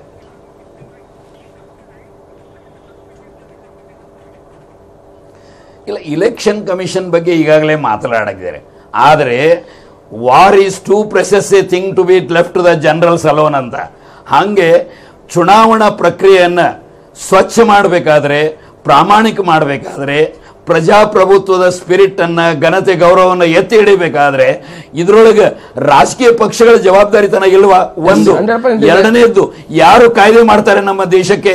ಪಾರ್ಲಿಮೆಂಟ್ ದಲ್ಲಿ ಇವರೇ ಮಾಡೋರು, ಶಾಸನಸಭಾ ಸದಸ್ಯರು, ಅಸೆಂಬ್ಲಿ ಒಳಗೆ ಇವರೇ ಮಾಡ್ತಾರೆ. ಇವರು ಯಾಕೆ ಕಾಯ್ದೆಗಳನ್ನ ಮಾಡಿ ಇಲೆಕ್ಷನ್ ಕಮಿಷನ್ಗೆ ಅಧಿಕಾರಗಳನ್ನು ಕೊಡ್ತಾ ಇಲ್ಲ? ಇದನ್ನು ನಾವು ಪ್ರಶ್ನೆ ಮಾಡಬೇಕಲ್ಲ. ಸಾಹೇಬ್ರೆ, ರಾಜಕೀಯ ಪ್ರಕಾಶ್, ರಾಜಕೀಯ ಪಕ್ಷಗಳಿಗೂ ಜವಾಬ್ದಾರಿ ಇದೆ, ತಮ್ಮಂತ ಹೋರಾಟಗಾರರಿಗೂ ಜವಾಬ್ದಾರಿ ಇದೆ, ಎಲ್ಲ ನಾಗರಿಕರು ಜವಾಬ್ದಾರಿ ಇದೆ. ಜನ ತಗೊಳ್ತಕ್ಕಂಥದ್ದು ಯಾರಾದ್ರೂ ಬಂದು ಒಂದು ದುಡ್ಡು ಕೊಟ್ಟು ಓಟ್ ಕೇಳೋದ್ರೆ ಅವ್ನ ಮನೆ ಬಾಗಿಲು ಸೇರಿಸ್ಕೊಂಡು ಮುಖಕ್ಕೆ ಹೋಗಿದ್ರೆ ಜನ ಸರಿ ಆಗ್ತದೆ. ಜನ ಪ್ರಜಾಪ್ರಭುತ್ವದಲ್ಲಿ ಓಟ್ ಆಗ್ತಕ್ಕಂಥ ಜನಗಳ ಬ್ಲೇಮ್ ಮಾಡ್ತಾ ಇಲ್ಲ. ಇವತ್ತಿಂದ ಜನಗಳನ್ನ ನಾವು ಮರಳು ಮಾಡ್ತಕ್ಕಂಥ ಎಲ್ಲ ರಾಜಕೀಯ ಪಕ್ಷಗಳು ಕೂಡ ಪಾಠ ಕಲಿಸಬೇಕಂದ್ರೆ ಅದು ಜನಗಳ ಕೈಯಲ್ಲಿ ಇರ್ತಕ್ಕ ಅದೇ ಪ್ರಜಾಪ್ರಭುತ್ವ ಆಗಿರುತ್ತೆ. ನಮ್ಮಂತ ಹೋರಾಟಗಾರರಿಗೆ ನಾವು ಬೆಲೆ ಕೊಡ್ತೀವಿ. ವ್ಯಾಲಿಡ್ ಇದೆ. ಮತ್ತೆ ನೋಟಾ ಸಿಸ್ಟಮ್ ಬಂತು, ನಿಮ್ಗೆ ನಿಂತಿರೋ ಯಾವ ಕ್ಯಾಂಡಿಡೇಟ್ ನಮ್ಗೆ ಇಷ್ಟ ಇಲ್ಲ ಅಂತ ನೋಟ ಇದೆ. ನೋಟ ಮನೆ ಹತ್ರನೇ ನೋಟ್ ಇದೆಯಲ್ಲ, ಮನೆ ಹತ್ರ ಬರೋ ನೋಟನ್ನ ರಿಜೆಕ್ಟ್ ಮಾಡ್ಬಿಟ್ರೆ ನೋಟಾಗಿ ವ್ಯಾಲ್ಯೂ ಇರಲ್ಲ ಅಂತ ಹೇಳ್ತಾರೆ. ನೋಟಾಗಿಂತ ಮುಖ್ಯವಾಗಿ ನೋಟನ್ನ ರಿಜೆಕ್ಟ್ ಮಾಡುವಂತ ಒಂದು ವಾತಾವರಣ. ಆಮೇಲೆ ನಾನು ಹಿರೇಮಠ ಅವ್ರಿಗೆ ಒಂದು ಸ್ಪಷ್ಟೀಕರಣ ಕೊಡ್ತೀನಿ. ನಮ್ಮಲ್ಲಿ ಆಂತರಿಕ ಪ್ರಜಾಪ್ರಭುತ್ವ ಜೀವಂತವಾಗಿದೆ. ಪ್ರತಿ 3 ವರ್ಷಕ್ಕೊಂದ್ಸತಿ ಆರ್ಗನೈಸೇಷನ್ ಎಲೆಕ್ಷನ್ ವಾರ್ಡ್ ಮಟ್ಟದಿಂದ ರಾಷ್ಟ್ರೀಯ ಮಟ್ಟದಿಂದ 20 ವರ್ಷ ಯಾರು ನಮ್ಮಲ್ಲಿ ರಾಷ್ಟ್ರೀಯ ಅಧ್ಯಕ್ಷರಾಗಿ ಇರಕ್ಕಾಗಲ್ಲ. ಇಲ್ಲಿ 8 ವರ್ಷ ನಮ್ಮಲ್ಲಿ 3 ವರ್ಷ ಸೀಮಿತ ಇದೆ. ಇದೇ ನಾನು ಹೇಳ್ತಾ ಇದ್ದೀನಿ. ನೀವ್ಯಾಗ ಒಳ್ಳೆ ಸಬ್ಜೆಕ್ಟ್ ಆದ್ರೆ ಇವತ್ತು ಏನ್ ಈ ಚುನಾವಣಾ ಅಕ್ರಮಗಳೇನಿದೆ, ಬರೀ ಚುನಾವಣಾ ಆಯೋಗ ಒಂದು ಹೋರಾಟ ಮಾಡಕ್ ಆಗೋದಿಲ್ಲ ಅನ್ನೋದು ಎಲ್ಲರಿಗೂ ಗೊತ್ತಿದೆ. ರಾಜಕೀಯ ಪಕ್ಷಗಳಿಗೂ ಅದರ ಕರ್ತವ್ಯ ಇದೆ. ಯಾಕಂದ್ರೆ ಅವರೇ ಅದರ ಪ್ರಮುಖವಾದ ಭಾಗ, ಪಾರ್ಟಿಸಿಪೆಂಟ್ಸ್.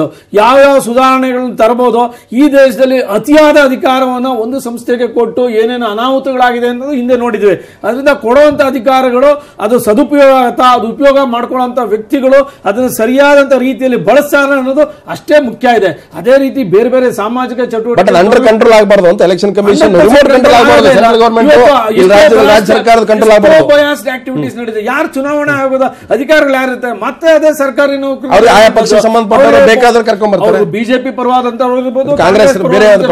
ಅದರಿಂದ ಅದು ದುರುಪಯೋಗ ಆಗಲ್ಲ ಅಂತ ಯಾರು ಗ್ಯಾರಂಟಿ ಕೊಡ್ತಾರೆ? ಹಾಗಾದ್ರೆ ನಾವು ಫ್ರೀ ಅಂಡ್ ಫೇರ್ ಎಲೆಕ್ಷನ್ ಅಂತ ಹೆಂಗ್ ನಾವು ಎಕ್ಸ್ಪೆಕ್ಟ್ ಮಾಡಕ್ಕಾಗುತ್ತೆ? ಫ್ರೀ ಅಂಡ್ ಫೇರ್ ಅಂತ ಅಂದ್ರೆ ಇವತ್ತು ಹಿಂಸಾಚಾರ ನಡೀತಾ ಇಲ್ಲ ದೇಶದಲ್ಲಿ. ಯಾವುದೇ ಚುನಾವಣೆ ಹಿಂದೆ ನಡೀತು ಅಂದ್ರೆ ಬ್ಯಾಲೆಟ್ ಬಾಕ್ಸ್ ನೀರಾಗ ಹಾಕ್ತಿದ್ರು, ರಿಗ್ ಮಾಡುವಂತದ್ದು ಯಾವುದಿಲ್ಲ. 15 ಜನ 50 ಜನ ಸಾಯುವಂಥದ್ದು, ಕರ್ಫ್ಯೂ ವಿಧಿಸುವಂಥದ್ದು ಅನೇಕ ವರದಿಗಳನ್ನ ಓದಿದ್ವಿ. ಆದ್ರೆ ಇವತ್ತು ಅದ್ಯಾವುದು ನಡೀತಾ ಇಲ್ಲ. ಬಾಹ್ಯ ಪ್ರಚಾರ ಕಡಿಮೆ ಆಗಿದೆ.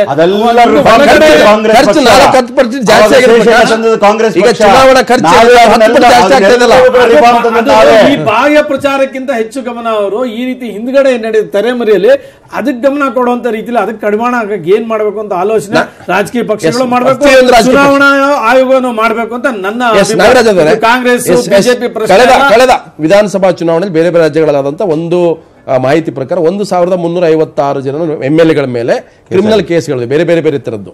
ಅದರಲ್ಲಿ ಸೀರಿಯಸ್ ಅಫೆನ್ಸ್ ಇರ್ತಕ್ಕಂಥದ್ದು ಇದೆ. ಅದರಲ್ಲಿ 128 MLA ಗಳು ಎಲೆಕ್ಷನ್ ಮಾಲ್ ಪ್ರಾಕ್ಟೀಸ್ ಅಂತ, ಅಂದ್ರೆ ಒಟ್ಟು 1356ರಲ್ಲಿ ಅದರಲ್ಲಿ ಸೌತ್ ಜಾಸ್ತಿ ಇದೆ 128, ಕರ್ನಾಟಕ 20, ತಮಿಳುನಾಡು 11, ತೆಲಂಗಾಣ 6, ಆಂಧ್ರ ಪ್ರದೇಶ 5, ಪುದುಚೇರಿ 2.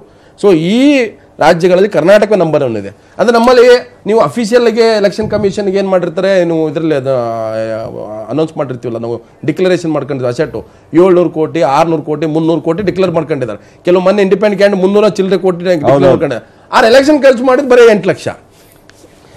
ಅದಕ್ಕೆ ಹೇಳೋದು ಆತ್ಮವಂಚನೆ ಮಾಡ್ಕೊಳ್ತಾರೆ ಎಲ್ಲರೂ ಅಂತಕ್ಕಂಥ ವಿಚಾರನ ಒಪ್ಕೋಬೇಕಾಗ್ತದೆ. ಇಲ್ಲಿ ಯಾವುದೇ ಪಕ್ಷದವರಿರಲಿ, ನಾನು ಹೇಳ್ತಾ ಇರ್ತಕ್ಕಂಥ ಕೇವಲ ಪಕ್ಷಗಳಿಗೆ ಸೀಮಿತ ಅಲ್ಲ, ಇದರಲ್ಲಿರ್ತಕ್ಕಂಥ ಸಾಮಾಜಿಕ ಹೋರಾಟಗಾರರಿರ್ಬೋದು, ಇದೊಂದು ದೊಡ್ಡ ಆಂದೋಲನವೇ ನಡಿಬೇಕಾಗ್ತದೆ.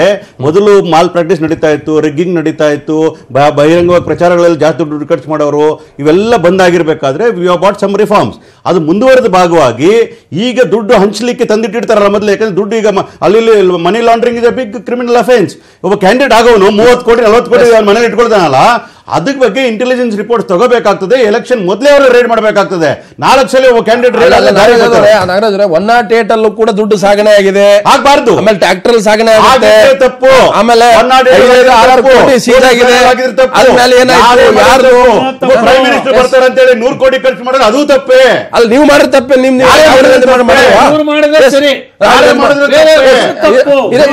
ಮಾಡಬಾರ್ದು. ಹಿರೇಮಠ್ರೆ ಇವತ್ತು RK ನಗರ ಒಂದು ಬೆಸ್ಟ್ ಎಕ್ಸಾಂಪಲ್. ಕಳೆದ ವರ್ಷ ಅಲ್ಲಿ 89 ಕೋಟಿ ರೂಪಾಯಿ ಅಷ್ಟು ಅಕ್ರಮವಾಗಿ ಹಣ ಸಿಕ್ತು ಅಂತೇಳಿ ಚುನಾವಣೆ ಮುಂದಕ್ಕೆ ಕೂಡಿದ್ರು. ಹಾಗೆ ಇಲ್ಲಿ ರಾಜರಾಜೇಶ್ವರಿ ನಗರದಲ್ಲಿ ಅಕ್ರಮ ಅಂತೇಳಿ BJP ಅವರು ಗಲಾಟೆ ಮಾಡಿದ್ರು, ಅಲ್ಲಿ ಅಕ್ರಮ ಇದೆ ಅಂತೇಳಿ ಎಲೆಕ್ಷನ್ ಕಮಿಷನ್ ಮುಂದೂಡಿದ್ರು. ಚುನಾವಣೆ ಆಯ್ತು, ಯಾರಿಗೆ ಗೆದ್ಕೊಂಡು ಬಂದ್ರು, ಚುನಾವಣೆ ಹಾಗೆ ಹೋಯ್ತಲ್ಲ. ಏನ್ ವಾಟ್ ಈಸ್ ದಿ ರಿಸಲ್ಟ್ ಅಂತ? Ultimate result is winner. ಬರಕ್ ಮುಂಚೆ ಧರ್ಮ ಮುಗಿದಿರ್ತದೆ ಹಿರೇಮಠ್ರೆ ಕೇಸ್ ಆದ್ರೆ. ನಾನು ಆಗ್ಲೇ ಏನವರು ಹೇಳಿದ್ರು, ಯಾರೋ ಕಾಂಗ್ರೆಸ್ ವಕ್ತಾರರು, ಸಾಮಾಜಿಕ ಹೋರಾಟಗಾರರ ಪಾತ್ರ ಇದೆ, ಇದ್ರ ಬಗ್ಗೆ 2 ಅಭಿಪ್ರಾಯ ಇಲ್ಲ. ನಾವು ಶೇಷನ್ ಅವ್ರು ಇರುವಾಗಲಿ ಇತರ ಸಮಯದಲ್ಲಾಗಲಿ ನಾವು ಮಾಡಲೇಬೇಕು. ಪರಿವರ್ತನೆ ಅನ್ನೋದು ನಮ್ಮಿಂದ ಶುರು ಆಗಬೇಕು. ಆದ್ರೆ ನಮಗೇನ್ ಲಾಗು ಆಗ್ತದೆ, ಇವರಿಗೆ ಲಾಗು ಆಗುದಿಲ್ವಾ? ಅವರಿಗೆ ಅಲ್ಲಿಂದ ಶುರು.